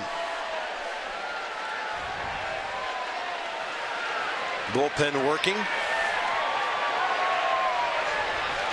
Zimmerman will pull it foul. They tried to get in there, and that ball must have gotten Ryan's bat by the trademark. He's busted another. That's at least 3 in this series. Right-hander Brandon Cuniff. We saw him for a 1-run 7th inning last night when Danny Espinosa took him deep opposite field.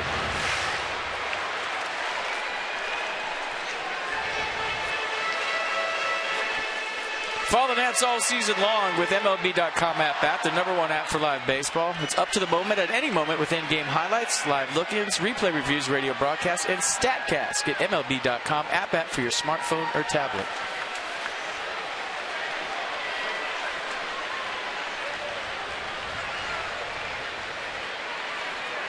Zimmerman stepping out as Tehran takes a long time. Simmons messing with Jason Worth a little bit out there at second base. They just had a conference. What are they doing? I mean, he just walked out to the mound and said, what do you want to do here? And they can't get on the same page for this pitch. That's a head scratcher. What'd you just talk about? Maybe changing the signs up? 2-2. It was 0-2. And Zimmerman will foul it out of play to the right side. Ryan getting a look at everything Tehran has here. Again. The Nats made him throw 21 pitches in the first inning, 22 after that. 14-pitch third inning when he walked the leadoff guy.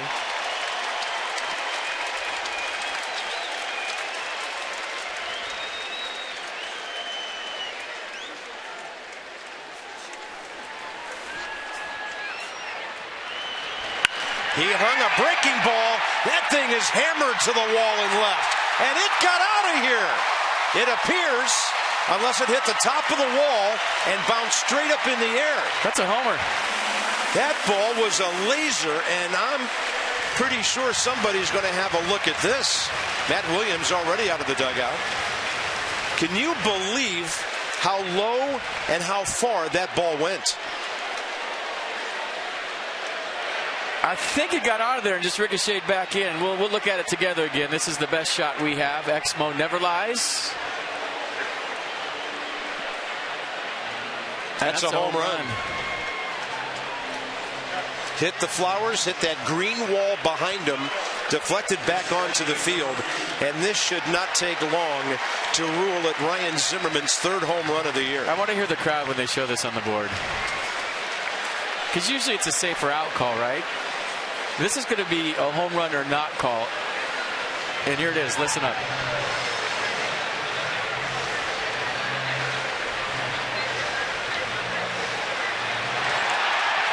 Yeah, they just saw it. So, unless something is terribly wrong, Ryan Zimmerman has just made it a 6-1 game. I'll put it in my scorebook. Little tighter shot here. Little zoomage. It's the red wall that determines home run. That hits in the flower bed, hits the green wall back there and comes back. I already put it in my scorebook.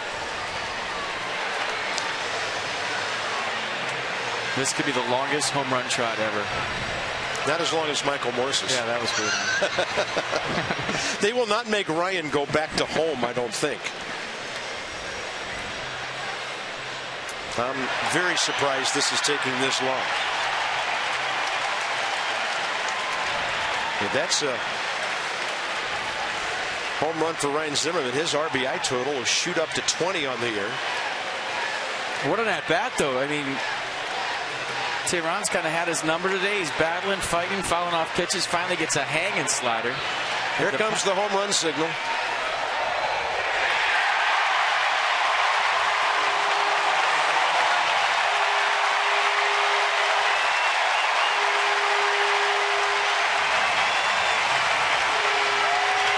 Baseball here over the last 8 years. I cannot remember a ball leaving the ballpark any faster than that one. South Capital's sock strikes again. Look at that hanging slider, catches it out front, roll the wrist, head down. And you're right, I was wondering, is this ball high enough to get out of here? He hit it hard enough. Here's Ian Desmond. And the Nats continue to pound Atlanta pitching. 5 home runs yesterday, 2 more today. 3. I got about 3.5 seconds maybe. 7 home runs and counting in the last game and a half. 7. Run back fastball at 88. Ian Desmond 1 for 2. The Nationals have now hit 31 home runs. Big swing and a miss. Desmond gone. 2 outs. For Tehran, strikeout number 5. The most homers in the league, the Dodgers far and away with 47. The Reds with 38, and now the Nats are number 3 behind them. T-Mobile game changer is Jose Lobaton. I believe he was the T-Mobile game changer in Atlanta when they were down, I think, 10-3. Hit a 3-run home run to make it 10-6. And today, first at-bat, first pitch, a fastball into the upper tank. And we see you, Jose. Unbelievable what he's doing given the amount of at-bats. He is now 6 for 22. And evidently Lobaton likes the early pitch hack in his approach lately, which will bring Espinosa in here. Did you see him at first base shaking his hands out? Some bumblebees here as he hits it right off the end of the bat. When you hit the ball that far down on the bat, it'll rattle your hands and it hurts. But it hurts less when it's a base hit.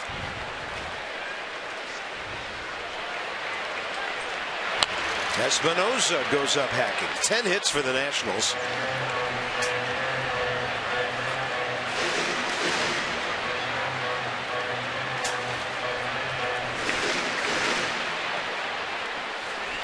Well, Spana hit and a walk. Harper a walk and a hit. Lobaton, homer single. Espinosa double. And even Doug Fister chips in with a double. Yeah, lefties came in hitting 340 against Tehran this year. And that number's got to go up. Look out. Danny Espinosa spun out of there. Counts even 1-1.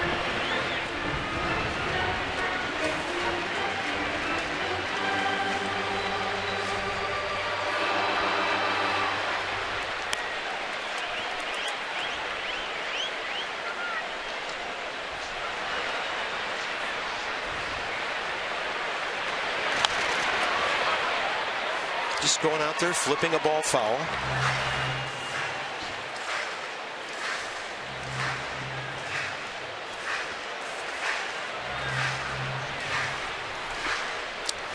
Well, that's quite an answer, by the way, for the run the Braves scored in the top of the 5th. When your offense comes up, you're looking for an answer. When Fister goes back to the mound, he'll be looking for the shutdown inning. 1-2 to Danny Espinosa.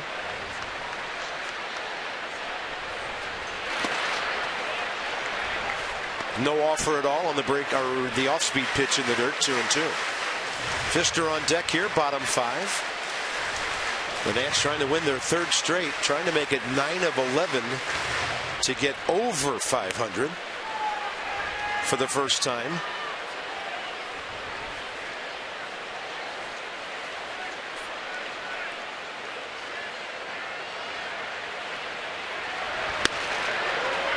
And win their 4th series in a row. Yeah, that's what it's all about. And all 4 would be in the division.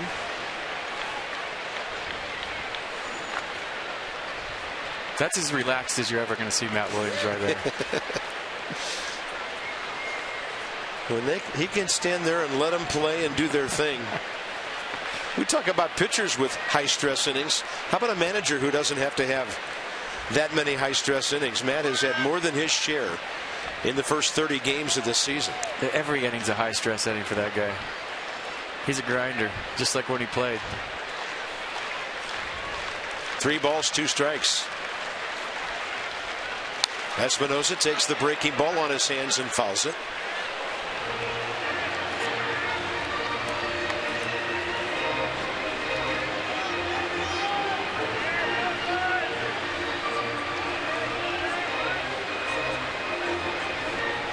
Nissan will track the entire at bat here. We've gone from in the dirt to way upstairs. Pitch number 6, the most recent one, that breaking ball down and in.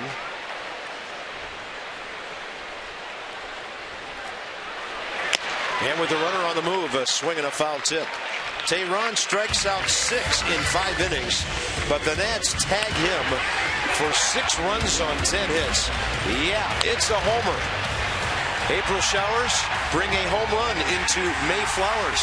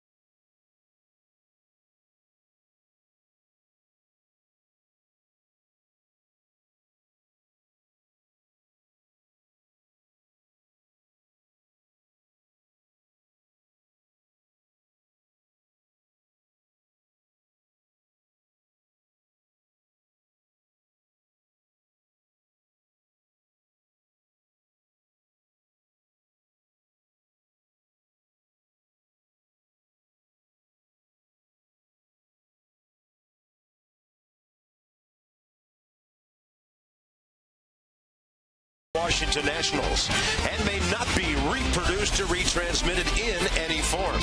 And the accounts and descriptions of this game may not be disseminated without the express written consent of the Washington Nationals. Ryan Zimmerman hits the Nats' 6th 3-run homer of the year, and the last 5 have come against the Atlanta Braves. Lobaton, Ugla, Span, Harper, and now Zimmerman. Braves due up. Brought to you by Honda, top of the 6th. Nick Markakis. Simmons and Freeman. Nick Markakis hit by a pitch in the 1st. Robbed of a hit by Danny Espinosa in the 3rd.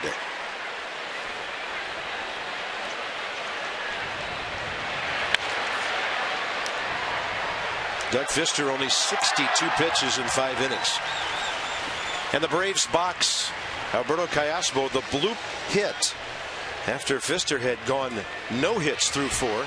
And then the blistering double by Maben that drove him in. That was a 3-1 game. And then Ryan Zimmerman turned one around to put the Nats on top by 5.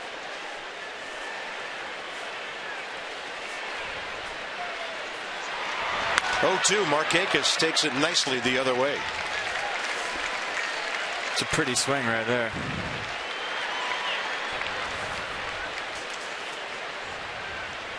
Nick Markakis has 4 doubles, no triples, no home runs this year. Majority of his hits singles. And as mentioned, Doug Fister pretty economical with the pitch count. Through 4 innings, he averaged 11 pitches per inning. Then it took him 18 to get 3 outs last inning. Here's Andrelton Simmons, who has struck out looking and line to Worth and left.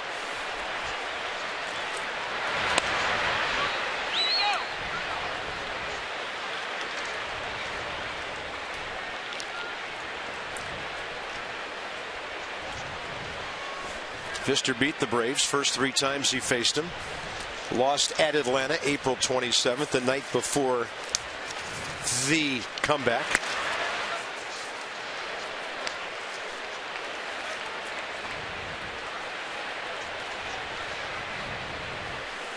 Is that what we're calling it now? The comeback. Hey, you might be calling it that in July, August. You know, and you know this, FP, sometimes when something happens, it takes a while to realize, hey, yeah, maybe that turned things around. This turnaround was immediate and has lasted for over 2 weeks now. Good point. Really good point. And you wanted to say that night that that's the turning point, but you can't say it. I mean, you have to see what happens after. I mean, it was a good win, a great win. But I thought even if they didn't win that game, the way they battled, the way they fought, the way they came back, that was something to build on for sure. The win was just a bonus, in my opinion. Yeah.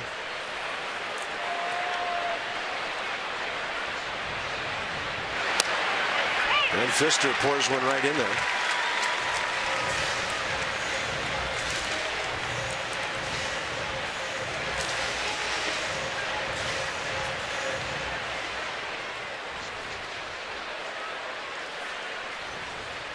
(3-2). Leadoff man aboard here in the Atlanta 6. Markakis is running, and they're still going to get the runner at first. Desmond tried to leg one out to beat Markakis to the bag, so he was safe. Ian still turns a 6-3, though, to get the first out. I think if he flips it to Espinosa, he's got the double play, but Desmond decided to take it himself, and there was almost a pileup at second base. Was there contact between these two? If he flips this right there, they got double play. And Espinosa was there, but the extra step. Now he couldn't beat Markakis to the bag. He didn't even touch the base. He aborted that. And yeah, he gets him right there in the foot. And then the elbow to the left knee. So there was some contact. Markakis extending the arm there into the knee area. Here's Freeman.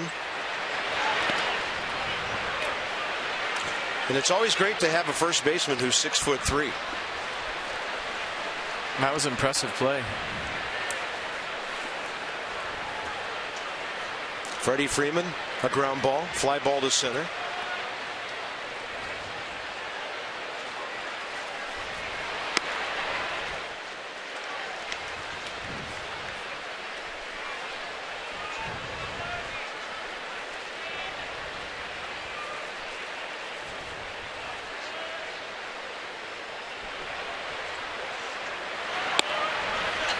.79. He's thrown some pretty good off-speed pitches to Freeman so far today. Well, 2-0 changeup. Freeman sitting fastball, and that's been the difference in Fister the last 2 starts. You're not always getting a fastball.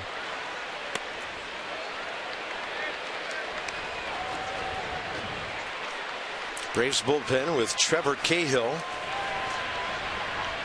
who pitched the 8th inning last night. And he was not immune from the home run bug either. Danny Espinosa got him. Chopper right side. Nats hope it stays fair. It does, giving Fister a chance to tag out Freeman. Markakis to third base on the second out. Hey, Nats fans, check all the MLB scores and stats right on your wrist. It's the Apple Watch, and you can win one like WUSA 9 on Facebook right now to enter. I want one of those. I want one of those. I want one of those. And don't even ask me what it is, because you just got an iPhone for the first time, and you don't even know what an Apple Watch is. So don't ask me. I'll tell you after the game's over. No, I've heard of it. Yeah. I did. I read up on it. Okay. Yeah. It's going to make them their next $10 billion from what financial analysts are saying. Kelly Johnson, the hitter, he's hit 2 fly balls to Bryce Harper. Now he hits a ground ball to Ryan Zimmerman. He'll just go to the bag. And Doug Fister gives up a leadoff single. No problem. The Braves have stranded 3 runners all day and trailed the Nats by 5.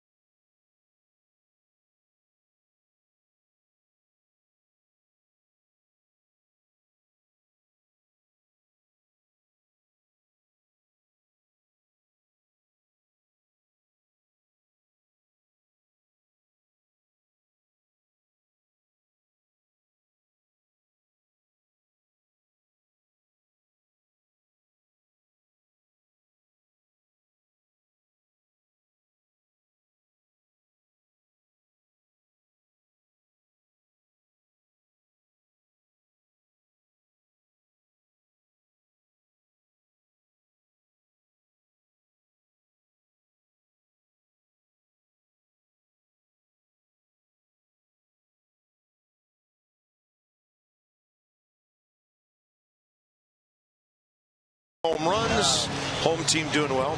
Even though he's wearing a soccer jersey, that's okay. I'm getting dizzy. 6-10-0 Nats, 1-3-0 Braves. I think he's had it. This call to the bullpen package by the UPS Store, your one-stop shop for all your small business needs. Let us handle your mailbox service needs. We love logistics. It's Trevor Cahill, who pitched an inning here last night. Yeah, fastball's a sinking one, 90 miles an hour, slider 87, curveball changeup to go with it. He's a guy you got to elevate, get him up in the zone. If it starts mid-thigh right above your knee, it's going to be a ball. 7th appearance for Cahill, ERA at 9.19. We told you about the Braves bullpen scuffling. Opponents are hitting .353 off the Braves right-hander. Braves picked him up on April 2nd from Arizona with cash for Josh Elander, minor league ball player. So he joined this ball club right at the end of spring training after a couple of rough seasons in Arizona. He was an 18-game winner in 2010 with Oakland, then 12. Went to Arizona, won 13, then just 8, and then just 3. And now the Braves hoping his veteran presence will help them out. But a 9.19 ERA, not that great. Look at this. 9 runs a game the Nats are averaging against the Braves. And by the way, they've now collected at least 10 hits in 3 of their last 4 matchups with Julio Teheran. So the 27-year-old right-hander Cahill to Doug Fister. 1 out. That's all right. American Standard, who's hot? Nats pitchers. Only allowed 14 home runs this year. That's the best in baseball. Who's not? Braves relievers. Ooh. They've allowed 13 home runs. 27th in baseball. Celebrate the season with American Standard All-Star Sales. Visit AtlanticComfort.com for amazing rebate and financing opportunities. And their bullpen sporting a 5.12 ERA since the 1st of May. April wasn't that great either, 4.64.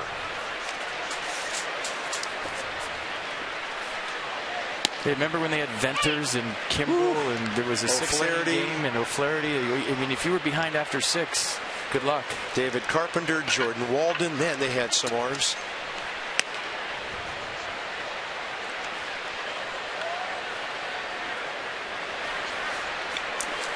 Denard's span against Cahill, career pretty solid, 5 for 15.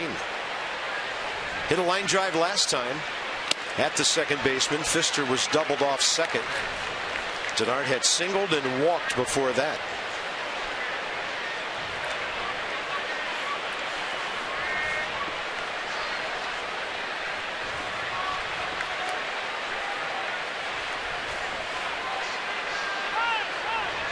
Time given rather late. That's a memo in his locker. Denard's going to need a paper shredder, he and Worth, by the time this season's over. That ball really scorched. Jace Peterson picks it off, 2 outs. Nats box and everybody chipping in. Jose Lobaton, too, with a home run and a single. How about that production by the Nats lineup, top to bottom? So Lobaton 2 RBIs, Escobar, and then Zimmerman with 3 on his blast in the 5th inning. Yunel Escobar, that was a big hit. He was behind 0-2. A 2-out flare to right center that made it a 3-0 game. 4 batters after Lobaton had hit the 2-run homer. And Ryan, by the way, has now hit safely in 10 of his last 12 games and has 20 RBIs. I think Ryan's going beard. Did you see that?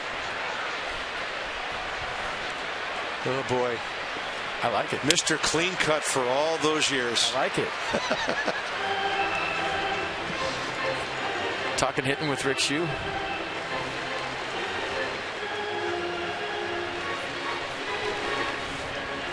Just into the 6 o'clock hour at Nationals Park. Some of you on Masson, and we welcome you for bonus coverage, saw the Orioles break their 4-game losing streak at New York today.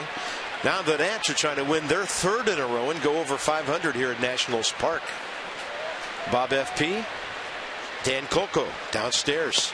Swing and a miss on a pitch way outside. 1-2-3, 6th inning for Trevor Cahill. Back to work, Doug Pfister, who's only thrown 78 pitches in 6 innings.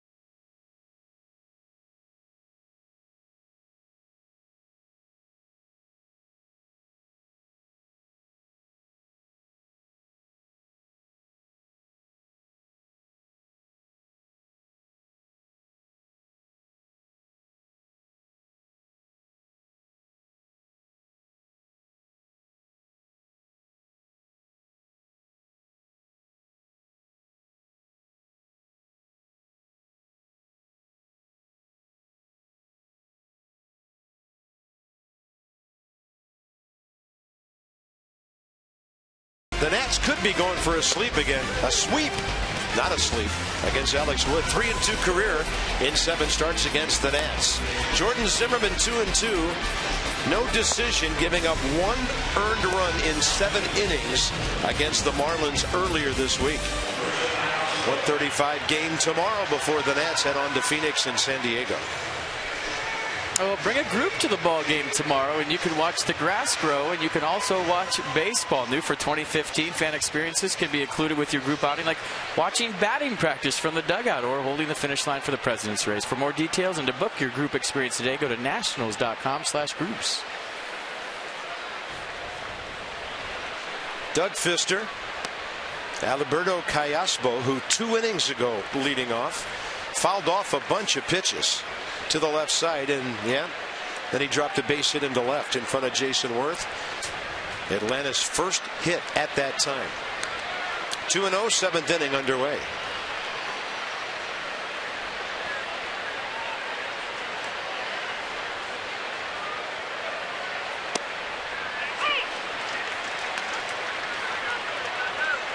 Great ratio, by the way.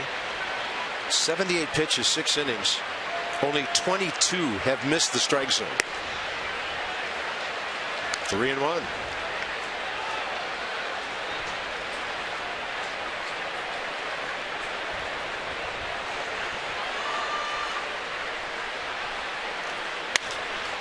That ball hit hard. Bryce Harper right there. So the bloop falls in. The hard line drive is caught. And Jace Peterson will be next.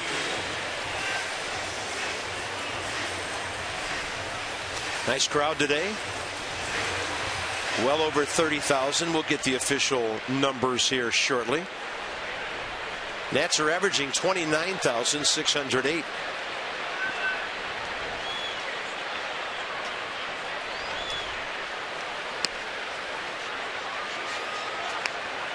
Jace Peterson hit a drive to right center last time.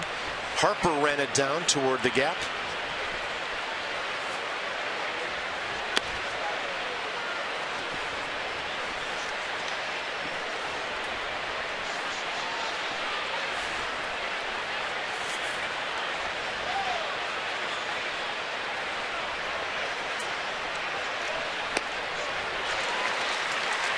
Then he got a little aggressive on 2-0 there.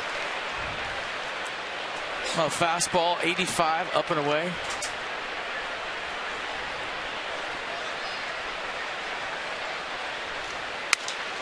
Another ball laced to right, and there's Bryce Harper again.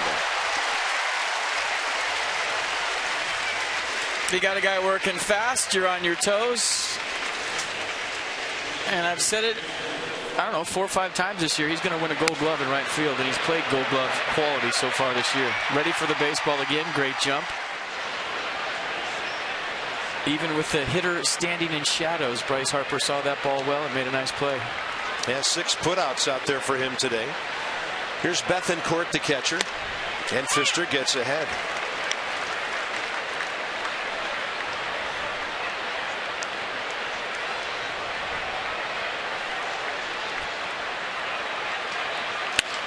Line drive, base hit. 1 hop through the infield from the young catcher.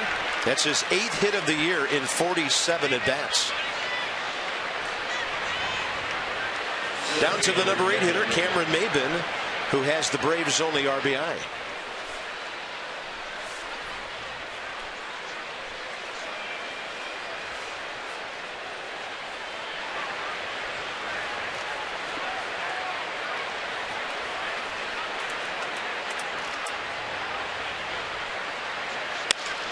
He hooks one just like the last time. Almost identical into the corner. Worth will have to be quick to dig it out. They're going to hold the runner at third. Then the Braves will send out a pinch hitter for Cahill in the number 9 spot. That should get the Nats bullpen up. That's 4 hard hit balls off Doug Pfister this inning. A couple of bullets to right for outs, then a single by Bethancourt, then a nice piece of hitting by Cameron Maybin, just dropping the barrel on that pitch down and in for a 2-out double. And Pedro Siriaco will be the hitter in the number 9 spot.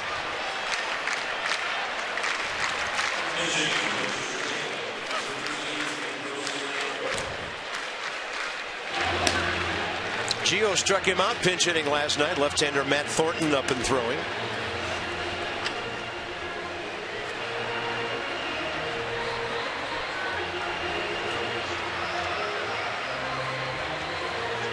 Left-handed hitting Nick Markakis on deck. Steve McCaddy buying some time here. And then 2 hitters behind him, Freddie Freeman. You certainly hope it doesn't go that far. But they need to give Thornton some time here.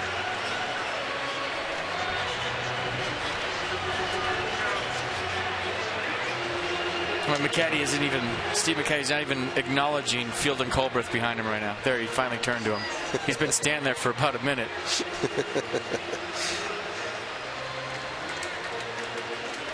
Trying to buy as much time as possible to get Matt Thornton hot.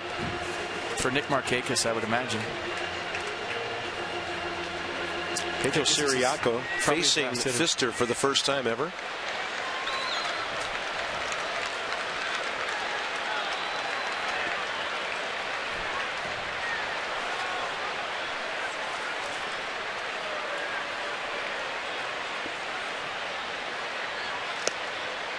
Ball one.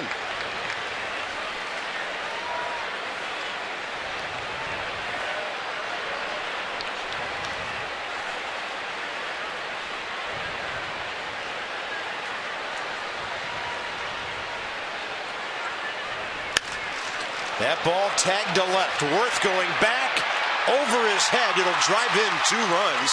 And suddenly it's a ball game again. 7, 8, and 9 delivering 3 hits.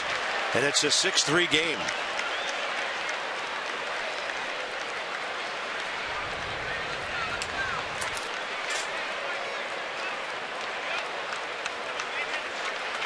Should get a big ovation right here. Yep, 6 2/3 for Doug Fister.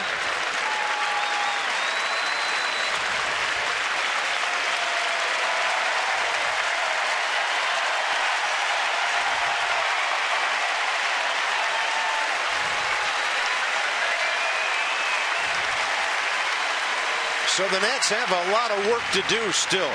And this call to the bullpen brought to you by Verizon, America's largest and most reliable 4G LTE network.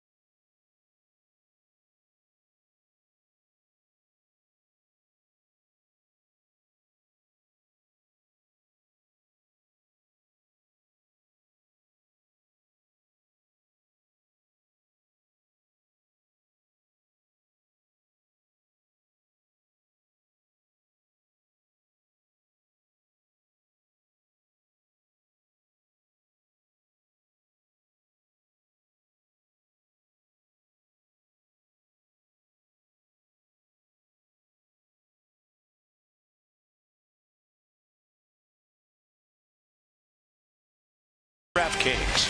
Play daily fantasy baseball for free on DraftKings.com. Enter promo code Dugout for free entry. Ryan Zimmerman's 3-run homer looks as big as his poster there right now. The difference in this game is Fister is knocked out in the 7th. And it'll be Matt Thornton against Nick Markakis. Yeah, fastball 94, slider 84. And he's thrown the changeup more this year at 88 miles an hour, 11% as opposed to just 6% last year. Pitcher and batter who know each other well from the American League. Markakis, 5 for 13 career with 2 doubles, a triple. 2 walks, 4 strikeouts against Matt Thornton.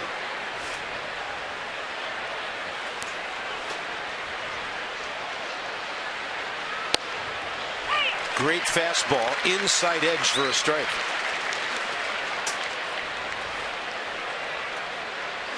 A little success there.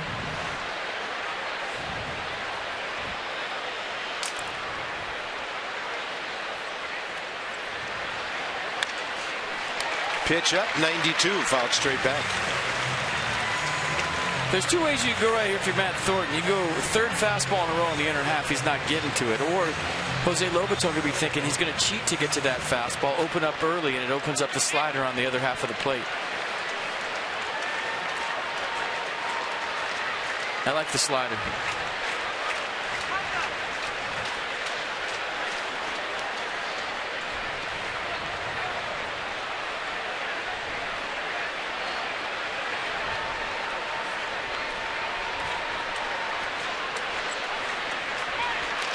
He buries it, and a great block by Lobaton.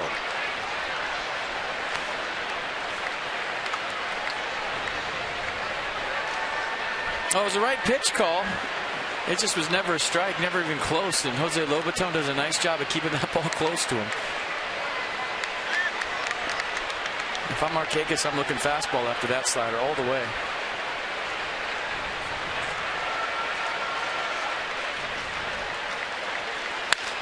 He hits one to right. Bryce Harper back. He's got it. He makes all 3 putouts in this inning, 7 on the day, and that was not an easy play. Guy's doing everything. He's hitting homers. He's taking hits away. He's getting great jumps on everything in right field. And Bryce Harper with another great play to keep this a 3-run lead for the Washington Nationals right on the end of his glove. What a play. Bryce Harper's legs and glove get us to the Hyundai 7th inning stretch. And for the Nats, it'll be 3-4-5 coming up. Things a little tighter for Worth, Harper, Zimmerman.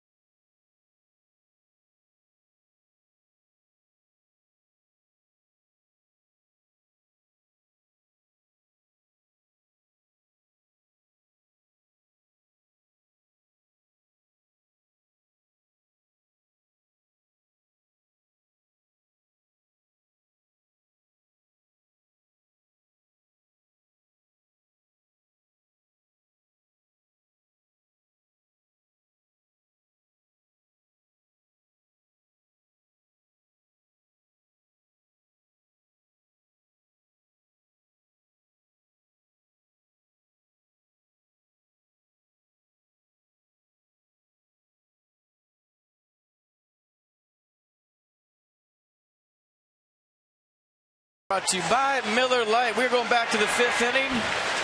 And Ryan Zimmerman with a low tracer out of here on a hanging slider from Julio Teheran. Just gets out into the flowers. No sunglasses broke on that one today.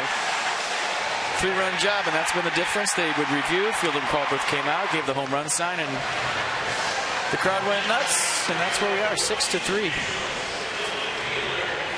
Yeah, that blow the difference in the ball game right now. Bottom 7 coming up. There's our Mazda do-up for the Nats. And what they've done in this series, a combined 10 hits between Worth, Harper, and Zimmerman. Home runs, RBIs, you name it, these guys have done it. They've all gone deep against the Braves.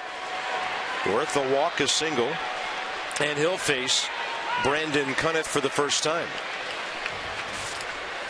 He pitched the 8th inning last night, actually the 7th inning, and Danny Espinosa got him for a home run. 26-year-old rookie. Originally with Miami, 27th round 5 years ago, and then the Braves picked him up as a minor league free agent.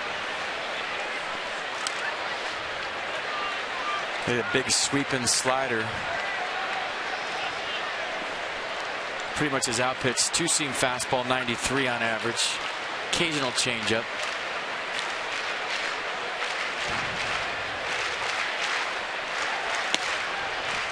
And Jason IDs the breaking ball, 2-1.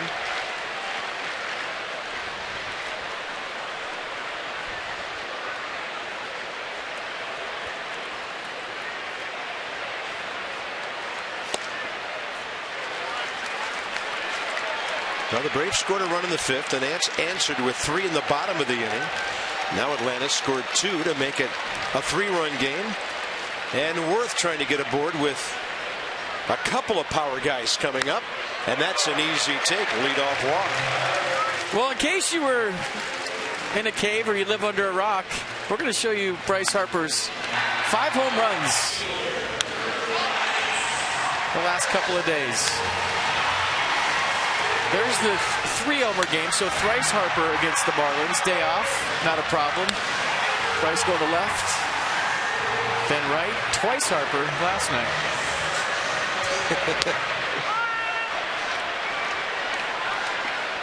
And the only thing I could ascertain that Bryce has been upset about over the last couple of days is the Caps losing in New York last night. Yeah. I mean, he was very adamant about let's go Caps during the post-game interview with Dan. It's a tough one. They're still okay. 1 for 2 with a walk, a single, a run scored here today.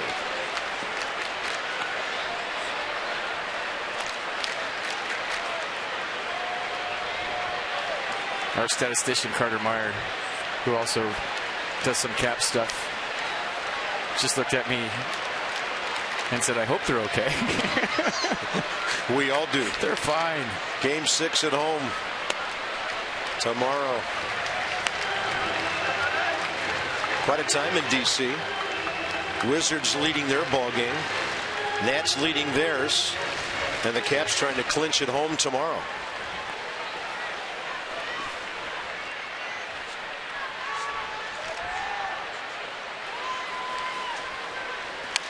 Harper pops it up on a 2-0 pitch and about 5 rows deep.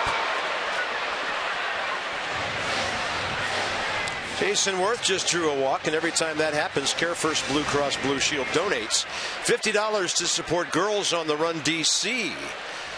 And Care First Blue Cross Blue Shield encourages each of us to take that first step towards a healthier and more active lifestyle. Go for a walk.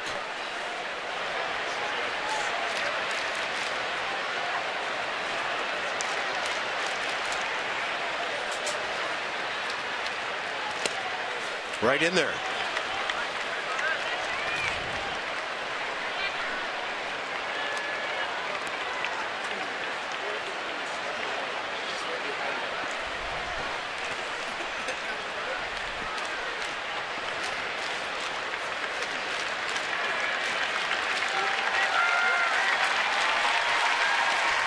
Two. Swing and a miss on a ball in the dirt.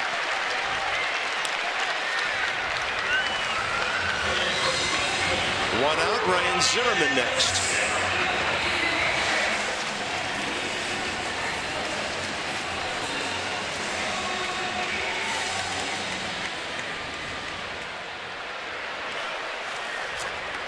Third home run of the year, 2 innings ago.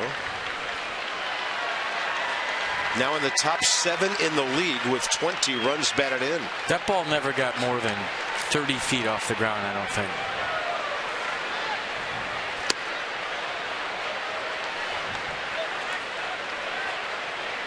That had to feel pretty good after the 3 bats he broke in this series. He broke the baseball last time. Well, he had 2 hits with broken bats. So. Yes, he did.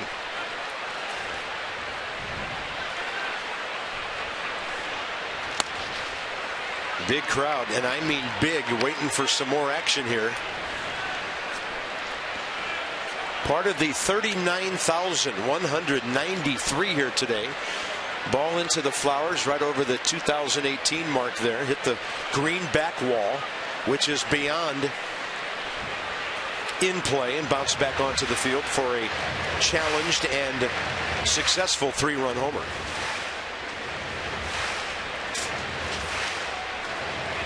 Peanuts are in town through May 11th. That's the day after Mother's Day.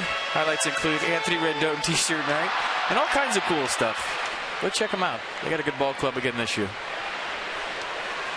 Yeah, they have imported some big arms this week, including Lucas Giolito, who made his debut last night. Zimmerman chops one on a pitch away.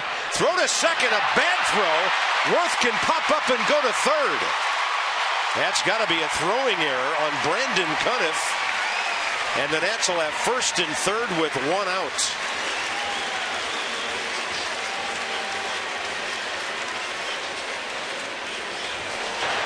Watch Jason Worth on the pop-up slide. First of all, this throw is nowhere near. But he just pops right up. Doesn't even wait. We always talk about what a great base runner is. And a pop-up slide is something you don't see very often. Watch him. Boop. No hesitation. Pops right up to third base. Huge. Now the Nats. A chance to answer that inning by the Braves with Ian Desmond 1 for 3. Slider, double play ball. So, no answer. To the top of the 8th we go. The bullpen, 6 tough outs to get.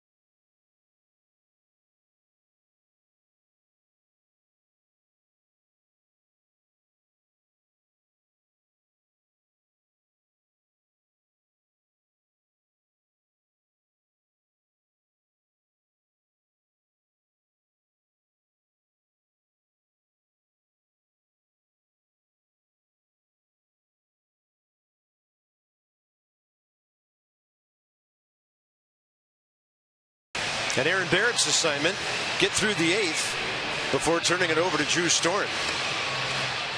Yeah, fastball's a runner at 94 to 96. Slider in the mid-80s. And according to that, he hasn't thrown a changeup this year, but he has one.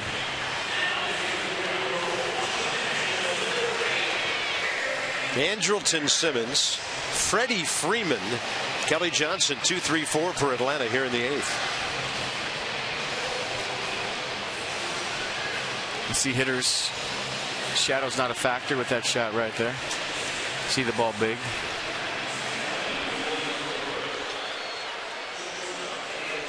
Yep. It's a pretty easy background to hit in. Really gets tricky when the outfield's all in sun, but now shouldn't be a problem. Andrelton Simmons is 0 for 3 career against Aaron Barrett, and he's 0 for 3 today.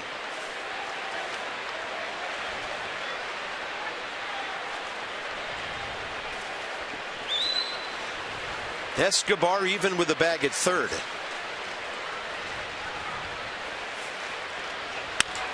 Up the middle. Simmons' second hit of the series, third time on base. And he now has an 8-game hitting streak. Well, it's a big double play they just turned. I mean, if that run is driven in, maybe you suck a little life out of the third base dugout, but you turn the double play. Now you're thinking, hey, it's still a 3-run game. We're in this. You know, after that error, they're thinking, okay, this game's over. Turn the double play. We're still in it. Freddie Freeman 0 for 1 with a line-out career against Barrett. And they are first pitch hacking against the Nats today, 8th inning reliever. Well, they know he's got a wipeout slider. They don't want to get to 2 strikes. Sammy Solis. Another left-handed batter on deck, Kelly Johnson, who could represent the tying run if Freeman gets on.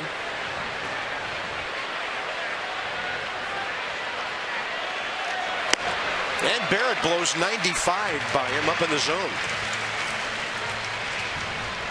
Well, if he swings at that one, now you throw one higher than high above the Braves logo, somewhere around neck high, right over the plate. See if he can catch up. Climb the ladder. Lobaton moves away. Fastball up, base hit. 0-2 pitch. Suddenly the tying runs in the batter's box. And 5 of the last 6 Atlanta Braves have base hits. I think Aaron Barrett wanted that pitch up, but he didn't get it high enough, and Freddie Freeman doesn't miss these. He wanted that right above that logo, and he threw it below his chest, and he was on it. And Matt Williams is still in the dugout with a left-handed batter, Kelly Johnson, representing the tying run. He's 2 steps up from the floor of the dugout, kind of pacing back and forth a bit. Now hunched down, watching the action. Kelly Johnson against Aaron Barrett, 0 for 1 career with a strikeout. Solis must not be ready. Heartbreaking ball down and in. Double barrels, Tanner Roark, Sammy Solis. Mitts popping in right field suddenly. Kelly Johnson 0 for 3 today, and this guy's got home run pull power. He's hit 6 this year. And Barrett works him over with some sliders in the dirt.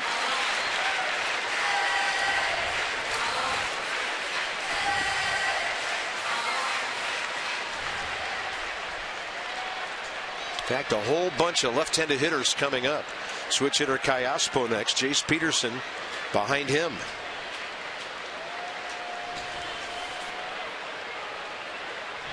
Three sliders, broken bat, foul ball.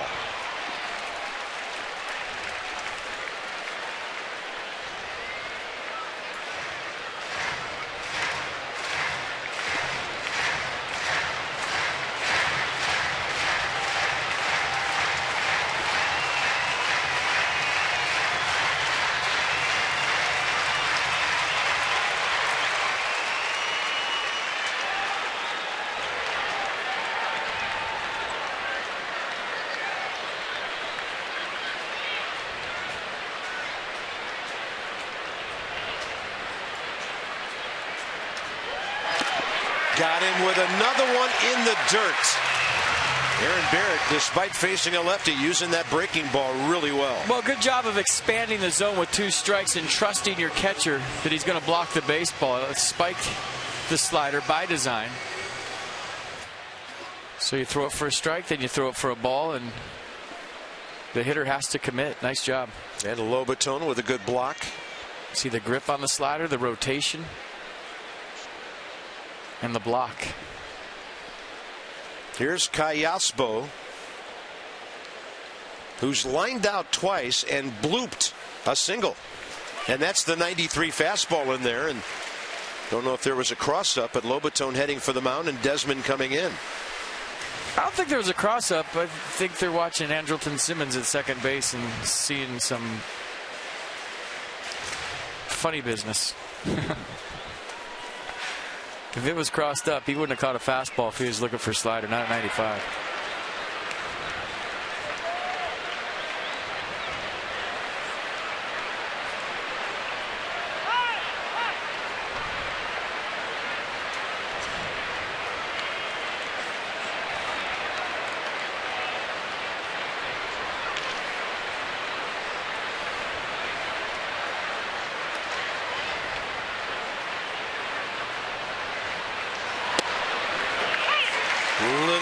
That time at 94.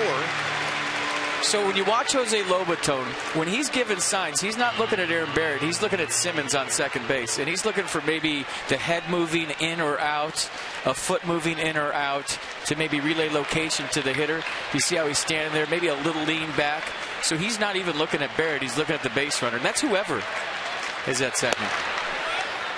Now, oftentimes teams, and most teams do this, they'll relay location, and if you get the signs and you know the sequence, you'll relay pitch and location with whatever signals you've gotten together and learned or discussed as a ball club.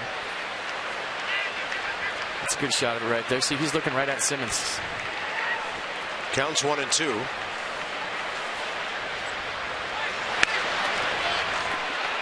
So 2 fastballs, then 2 breaking pitches. We used to put 2 feet on top of second base. If I was standing on second base with both feet, that means I had the signs. If I had 1 foot on the base, 1 foot off, I was going to give you location. But if I had both feet on, I got signs and location. And then once you get into your primary lead, whatever foot I stepped with first was the pitch. So if I stepped with my right foot first, it was a fastball. If I stepped with my left foot first, it was off speed. I know that's deep, but hey, that's everybody does it. Anything to get an edge. Yep.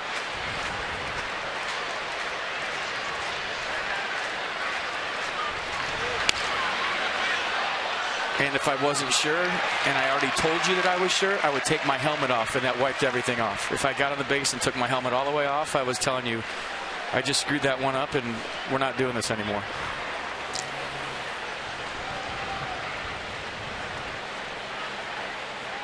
Well, Doug Fister found out 3 innings ago how tough it is to get a ball by this guy on 2 strikes. Callaspo, contact guy.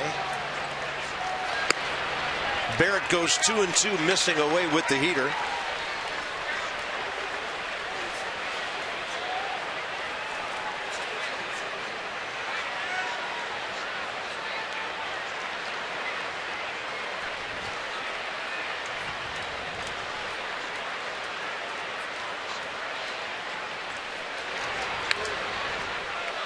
And some guys will tell you they don't want them.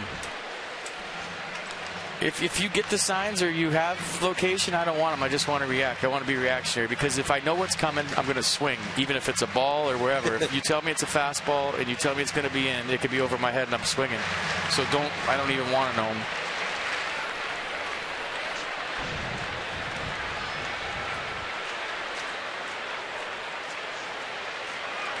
Well, Barrett needs Callaspo to make contact. He hit one right at somebody here. Tough to get it by him. That's a little bit upstairs. 3-2. I don't think it came down enough for a strike. Let's see. No, it stayed up. Good frame by Lobaton. He tried to sell it. Callaspo's had some of the best at bats by the Braves today. 2 on, 1 out. 8th inning in a 3-run game and a full count, with another left-handed batter next. And Barrett gets him to pop up straight back.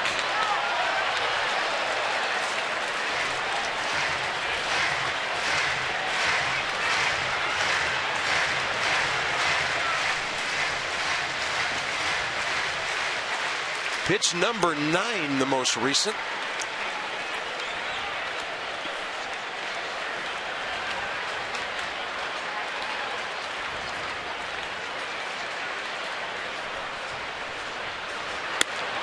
Bases loaded. And we'll see if that's it for Barrett, with another lefty coming on. Jace Peterson has not faced Aaron before, and he won't here. I think he's going with Tanner Roark. He signaled for the right-hander, didn't he? He is. Tanner Roark coming in. A guy that Braves know well and do not have fond memories of facing, Tanner Roark. A lot of wheels turning here. 3-run game, 8th inning.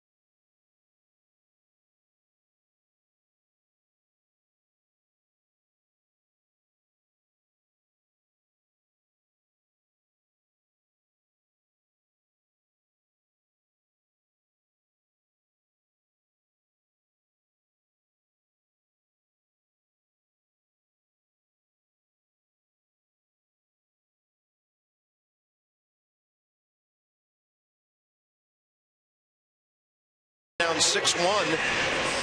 6-3 ball game now with Roark going righty on lefty. And a 2-seam fastball, 4-seam fastball, curve, slider, change.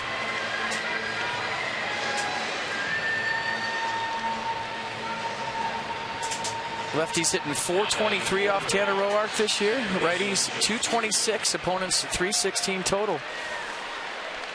Matt Knight might have had a chart to look at that I'm looking at that says Jace Peterson is 0 for 7 career against Tanner Roark. Bases loaded, 1 out. Simmons led off the inning with a single. Freddie Freeman a base hit after Kelly Johnson struck out against Barrett. Callaspo walked. Aaron leaves. Tanner's on. Peterson 0 for 3 today. But his last 2 times up, he hit the ball hard that Bryce Harper ran down both. This move for Matt Williams might be more about the person rather than the matchup. The person that he wants on the mound.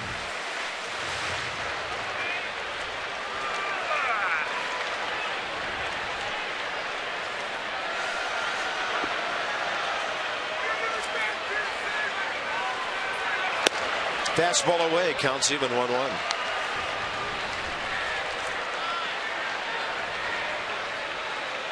And that's a tough one for Aaron Barrett. When you bring in another righty and you're a righty, I mean, you could live with bringing in a lefty to face the lefty if you're Aaron Barrett, but this is a tough one to swallow for him, especially since he walked again. Big breaking ball by Roark. The curve dropping severely at 78 there. And you'd have to think the experience that he had in his first save of his career could play big right now.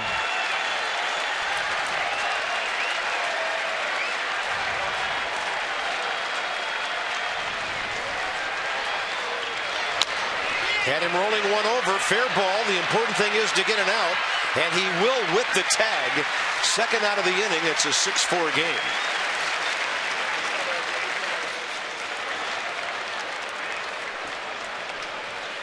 Well, a productive out. Got 1 run in, got a couple guys over. Now the tying run stands on second base. So a big out for the Nats, a productive out for the Braves, and here we go. Roark against Bethancourt. Rookie catcher 0 for 3 career against Tanner.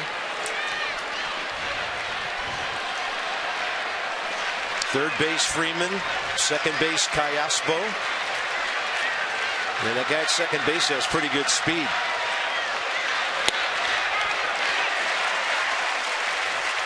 Roark lost his balance after that pitch.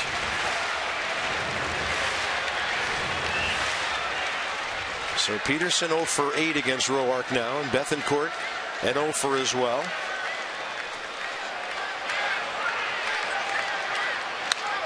Pretty healthy Hackett, 95 upstairs, but now you'll start hearing some noise from this crowd. They've had to sit through a long top of the 8th here, really a long top of the 7th as well for the Braves. And a big strike, a big out to get in this game right here.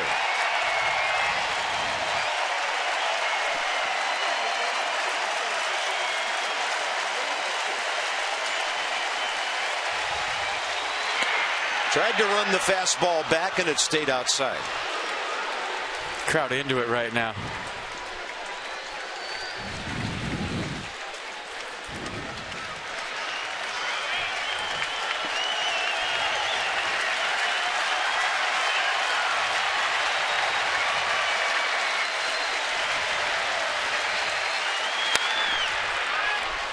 You want to see something interesting? I wondered why Tanner Roark ran after Jace Peterson. Watch this. The ball's in his bare hand when he tags him. He tags him with the glove. I don't think he ever tagged him with the ball.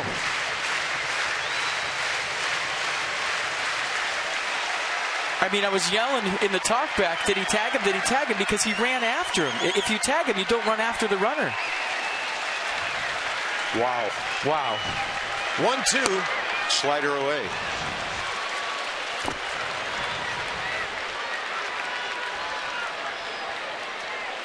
Roark's reaction to that play told me that he missed him. And I think we just showed you that he did.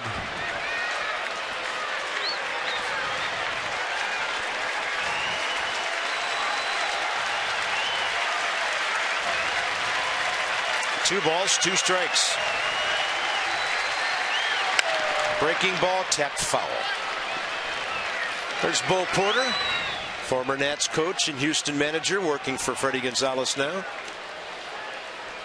That's the third base coaching box where he used to try to pick fights with Chicago Cubs coaches. Right in this ballpark. Right to the top step of their dugout. Yeah, he was going after the whole team. I think you got a pitch to play with right here. Don't throw him a strike. Bounce something.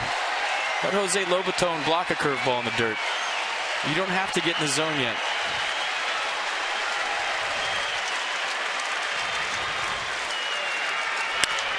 And a ball hit to left center will tie the game. The Atlanta Braves are going to score 5 runs in the 7th and the 8th combined to make this a 6-6 game.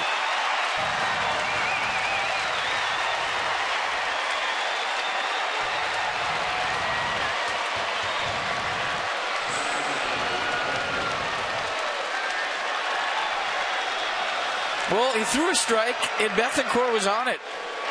I think a slider right out over the plate. Maybe wanted to bounce it, had intentions of bouncing it, but it didn't. And he shot the gap for a 2-run double.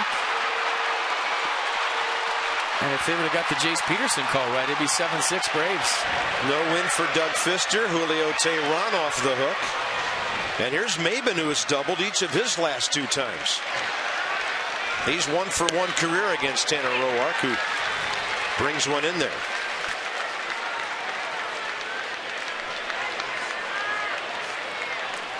All 3 of these runs charged to Aaron Barrett.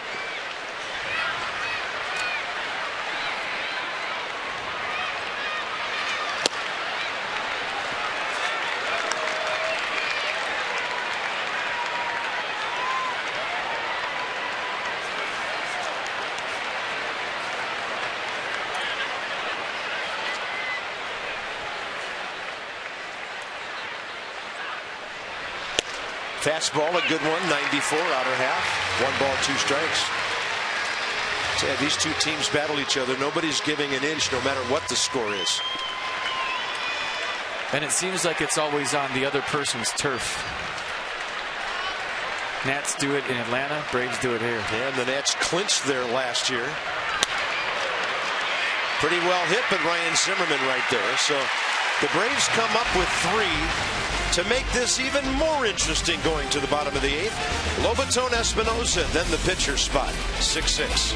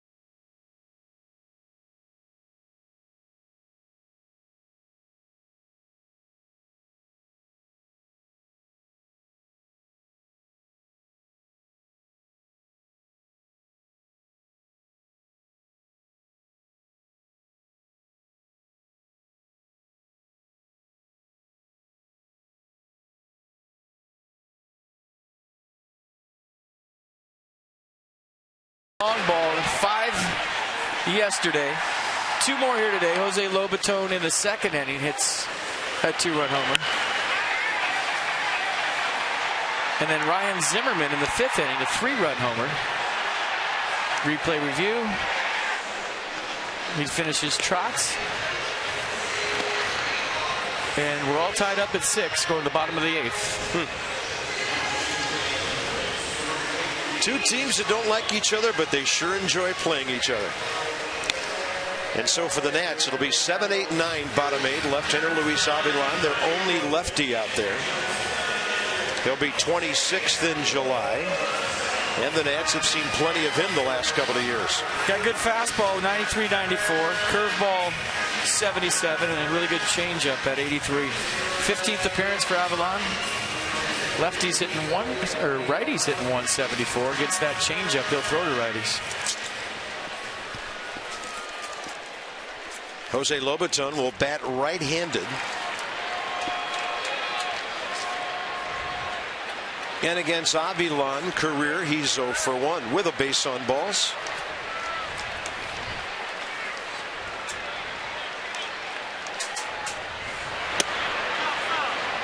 As a rule, Lobaton only gets right-handed at bats late in a ball game after a team's gone to their bullpen. So this is his first right-handed AB this year.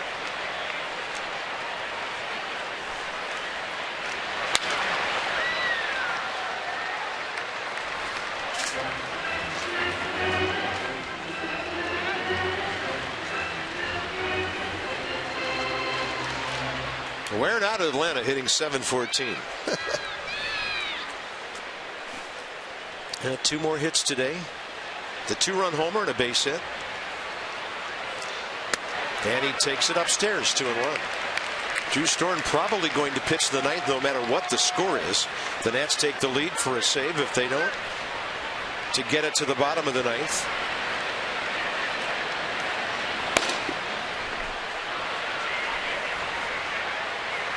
And Lobaton takes it up and away. They wouldn't walk the leadoff hitter late in the game again, would they? Nats had a chance to deal the Braves a knockout blow last inning, but the double play ball took care of that.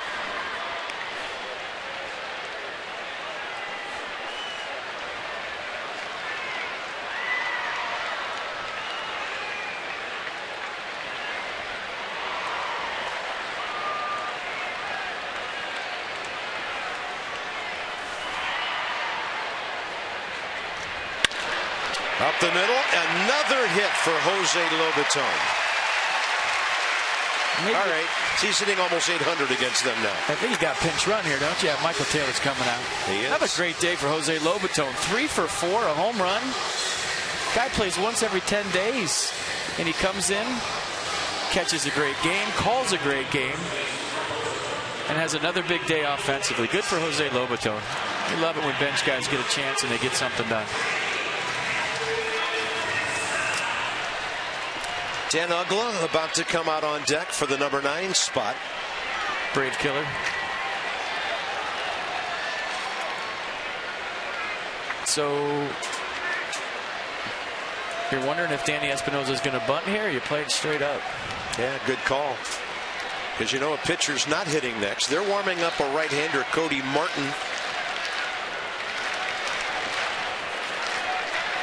And Taylor, as he does, kind of takes his lead off leaning and sees first move and gets back.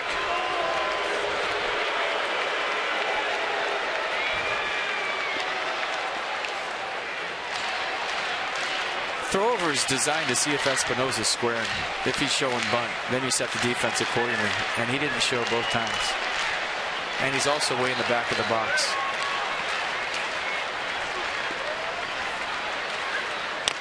He will bunt. Goes straight back and over the reach of Bethancourt.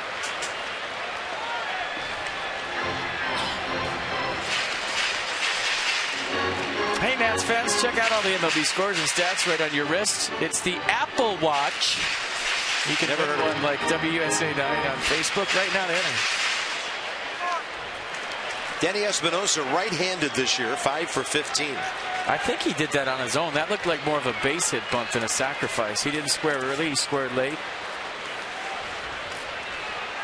And now he just showed bunt on the throwover.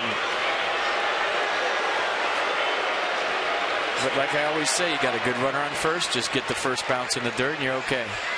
Does the hitter ever show bunt on purpose when he's not intending to? Especially when it's a slow developing throwover like that was.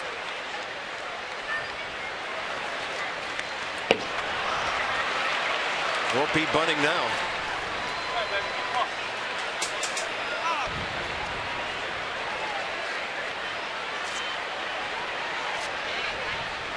There's Cody Martin, who's been warming up most of this half inning now.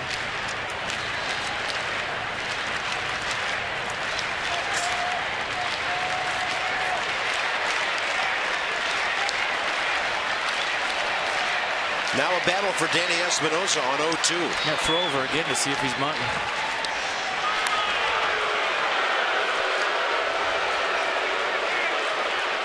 Wheels are turning.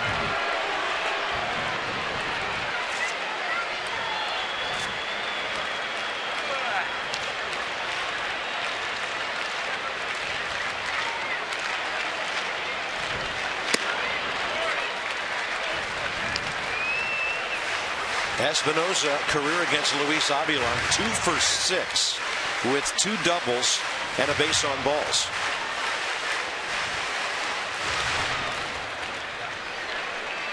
This is where if you're Michael Taylor on first and you're not stealing, look for that changeup in the dirt.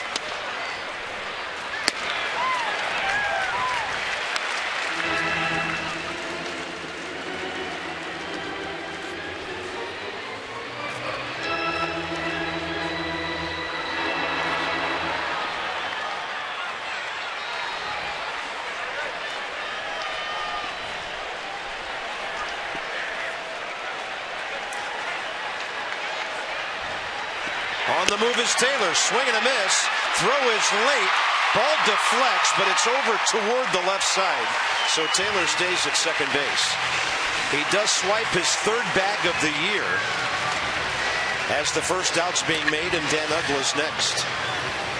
Good jump by Taylor, long strider. Do you see him peek in there? The other night he didn't look in, didn't know where the ball was. That time he looked.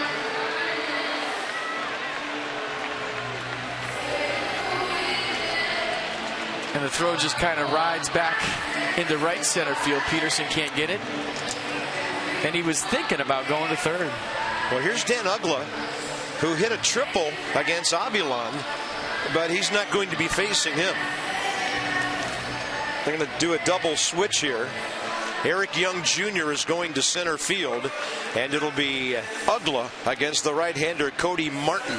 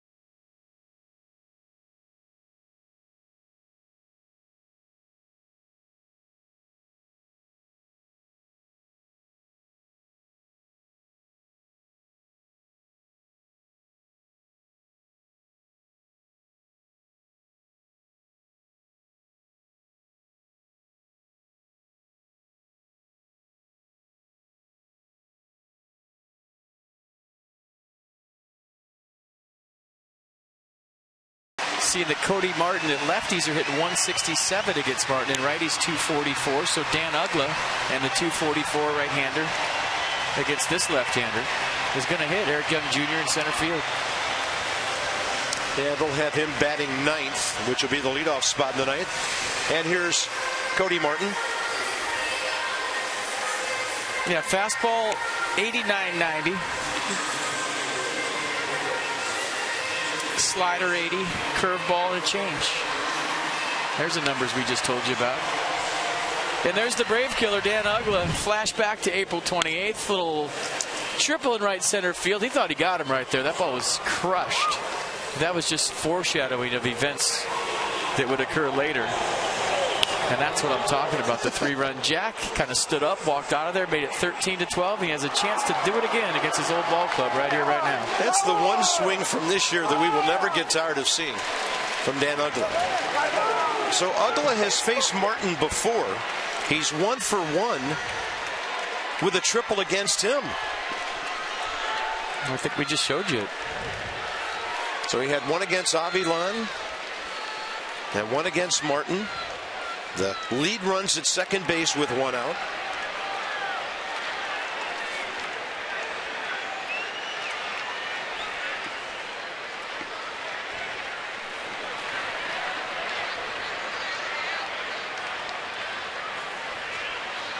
Oh my.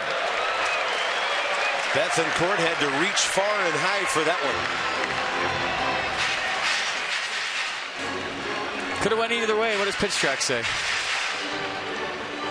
Good take by Uggla. That's an overamped fastball is what that is.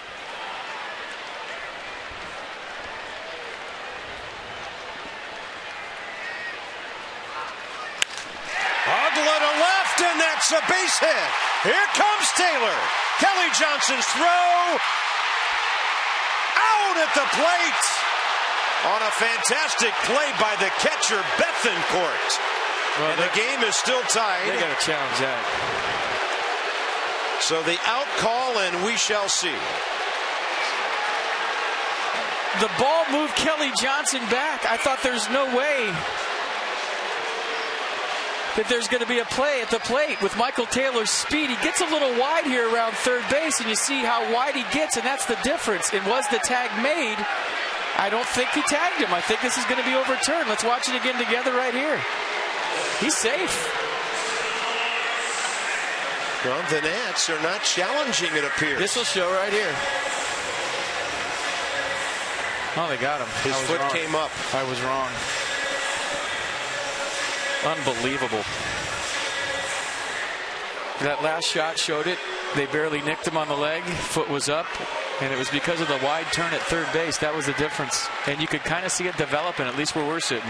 Right, Dan Uggla hit that ball so hard. He did trade places with Taylor, getting to second base on the throw. And here's Denard Span.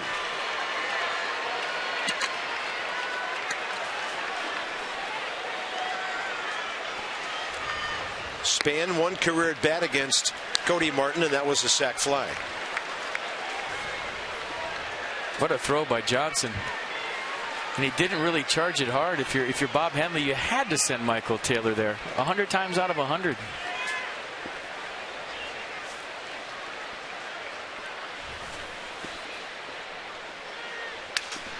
Span breaks his bat, and this is a tie game going into the 9th. 2 hits, a runner thrown out at the plate. What a game, Braves Nats.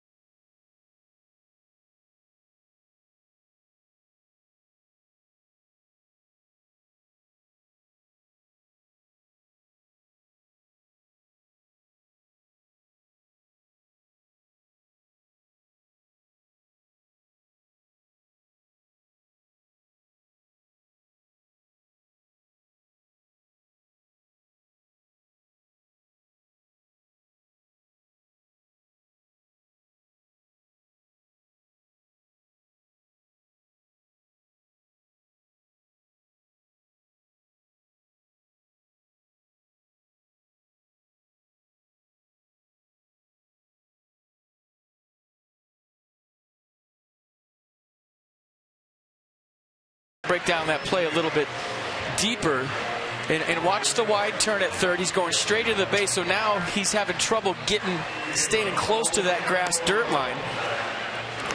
And then the catcher, Bethencourt, gave him a great lane to slide on the inner half toward the pitcher's mound side. And he makes the adjustment just a hair too late. He kind of slid close enough to Bethencourt that it gave him a chance to reach out and tag him. Watch the adjustment late. He tries to jab step with his right and get back toward the inside. But the fact that he slid, and this will give us all a really good look. You see him jab right there? If he would have done that a couple steps sooner, maybe got to that inside. So easy to say up here when the game's going split second, blink of an eye. But he had a lane. But what an athletic play by the Braves catcher, and a great throw by Kelly Johnson. Wilson Ramos in to catch after the Nats pinch ran for Jose Lobaton. Wilson Ramos handles Drew Storm. In a hold-em situation with Eric Young Jr. on the double switch, now batting ninth, leading off. So they'll have two lefty hitters. Young a switch hitter, of course, and then Andrelton Simmons here in the ninth. Young 1 for 6 career against Drew Storm, who misses with the fastball.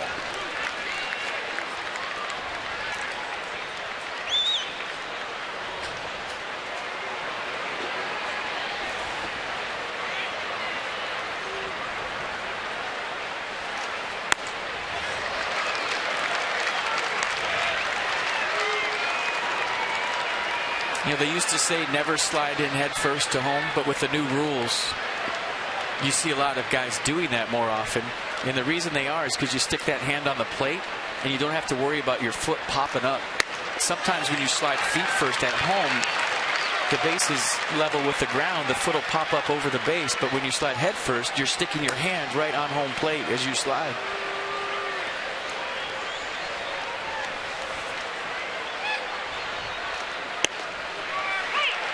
Drew gets into the strike zone for the first time, 3-1. Eric Young Jr. can fly. You don't want to walk a leadoff guy, especially somebody like this.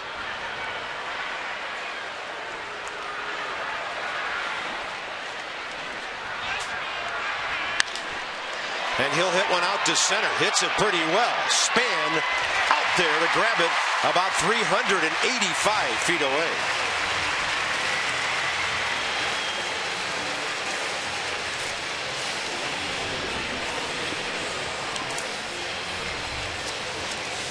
Washington Nationals Fans Choice Flex Packs on sale. Choose from some of the season's best matchup. When you pick 4 games and get 1 free, go to nationals.com/flex and pick your games. Heck, I'll be at first base whenever you can. Top of the order, Nick Markakis. 3 for 3 career against Drew Storm with singles.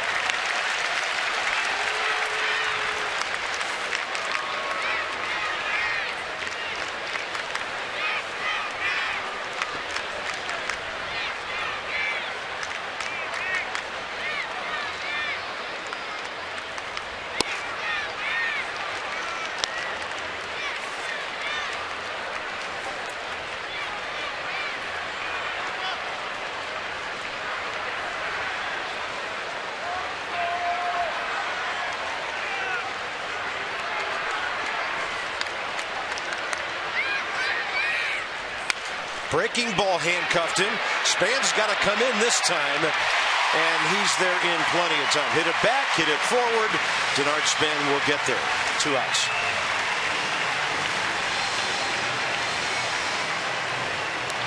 Key matchup with Simmons now to keep Freddie Freeman from batting here in the 9th inning. Simmons is 2 for 8 career against Drew Storm.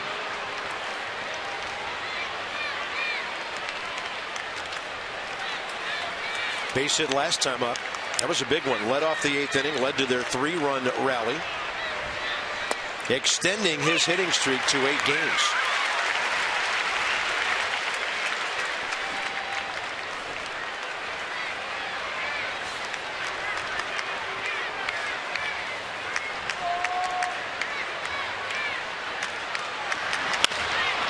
Left side, Escobar right there to his left. And what a good ninth inning for Drew Storm. Setting the stage for 2-3-4. Escobar, Worth, and then, Bryce Harper.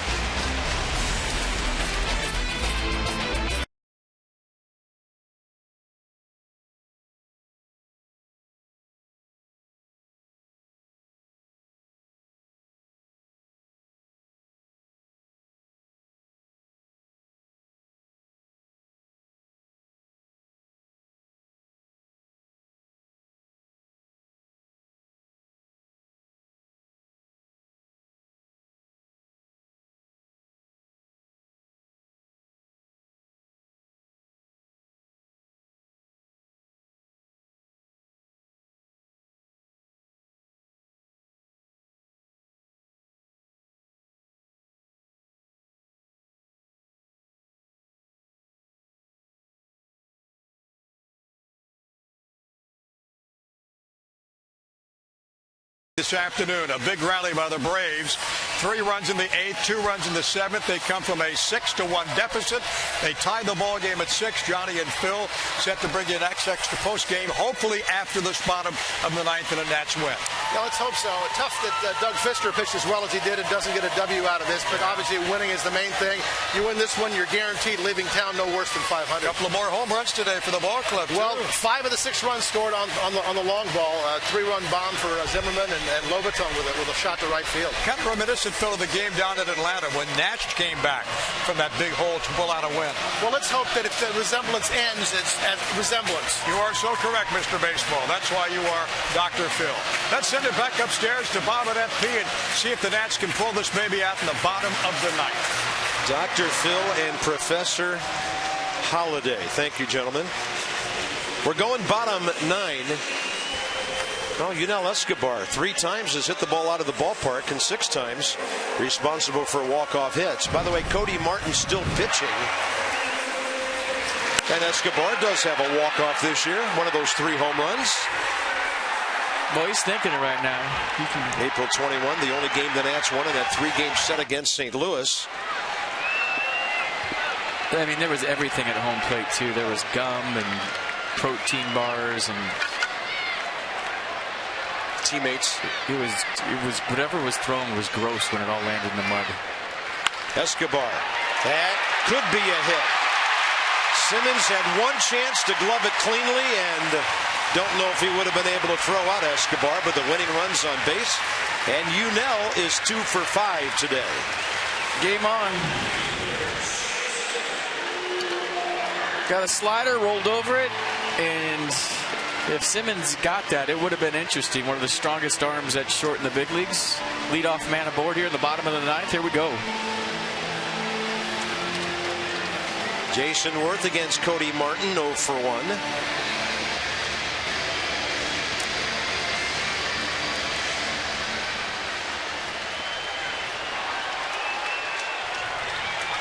The Nats have 13 hits, but that's only their 3rd since the 5th inning.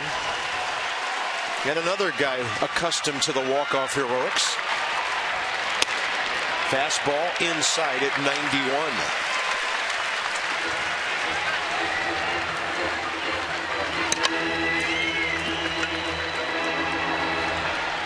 Martin gave up the Ugly hit, popped up Span. Now he's given up an Escobar hit.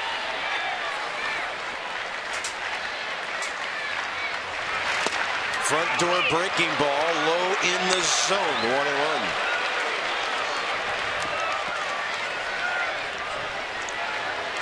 Good frame by Bethancourt, got the call.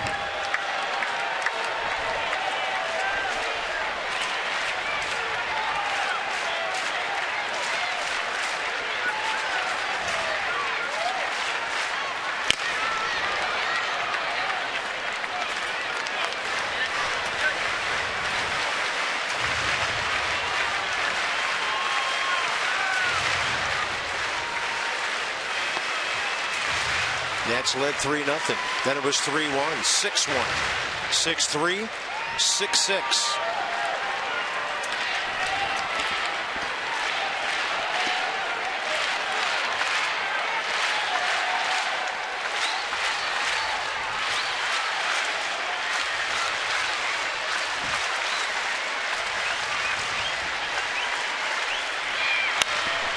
Jason fights off a fastball that was boring in on him.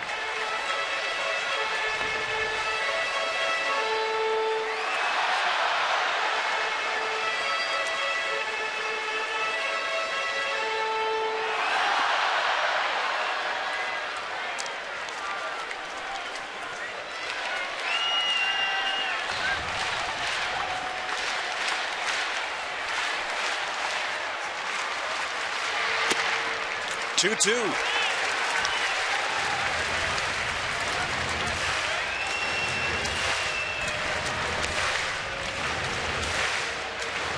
So you go back to that slider here in a 2-2 count.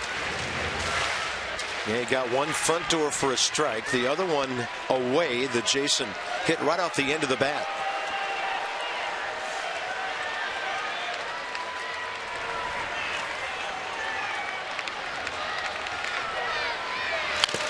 And he just was able to get to that one.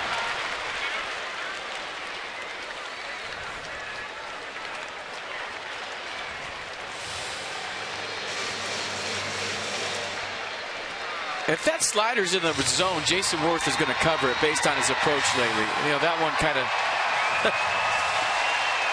down and away. I wouldn't be surprised they try fastball in right here. That ball got caught in the pad behind the calf of Christian Bethancourt.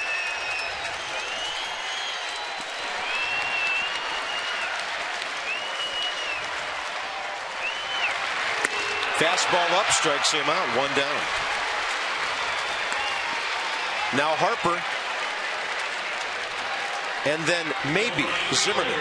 The Braves do not have any left-handers in their bullpen other than Luis Avilan.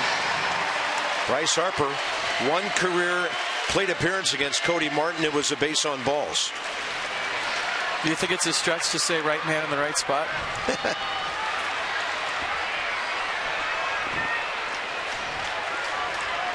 Got one batting glove on this time. Check that out.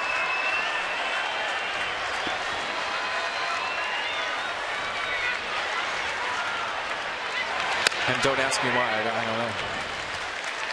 Unless he's been hitting the ball so hard, his hand hurts. But he's been hitting the sweet spot. So I mean, gloves are just more for grip than anything. They're not to prevent pain or.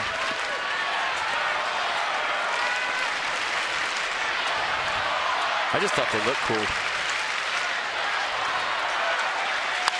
Harper to right center.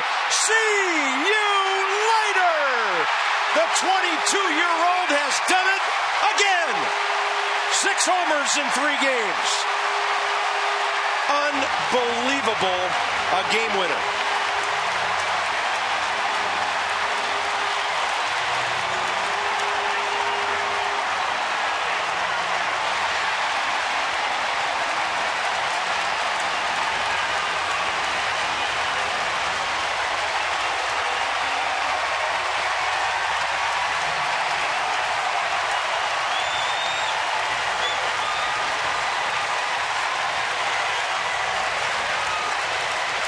Only 1 home run today, but it was a huge home run. It sends 39,000 fans home happy.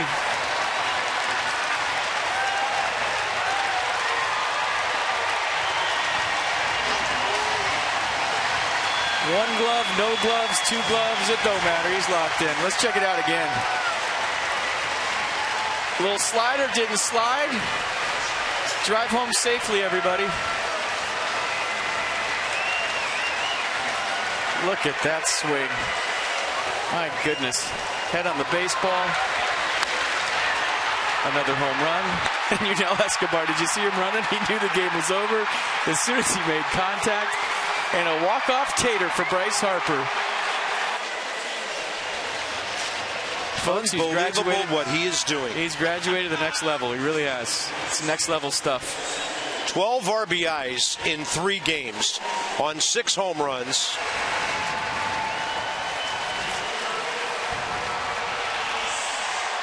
Only 1 lousy home run today. I mean, so the Nats see a 5-run lead disappear But then Bryce Harper takes it into his own hands on his own bat and takes care of that. 3 hours and 12 minutes of tough Washington-Atlanta baseball. The two teams that have controlled the National League East for the last several years. And when these two get together, it is really something. Now the Nats lead the season series 4-1 over Atlanta. Well, they just won the series, but this is what superstars do. You know, the whole ESPN poll about the most overrated player in the big leagues by the players, they said Bryce Harper, but hey, that's in the past. This is superstar stuff. This is what primetime guys do. They walk people off with home runs. Yeah, Frank was here. Big day for him. Glad the Nats won on a day like that. So Bryce taking his bows, Lobatone would go deep, and then Harper would win it with a mighty blast in the bottom of the ninth. For FP and Dan, Bob Carpenter, yeah, the Nats do it again. 8-6. Going for a sweep behind Jordan Zimmerman tomorrow. This has been a presentation to Masson. Johnny and Phil, Nats Extra. Postgame straight ahead from the booth.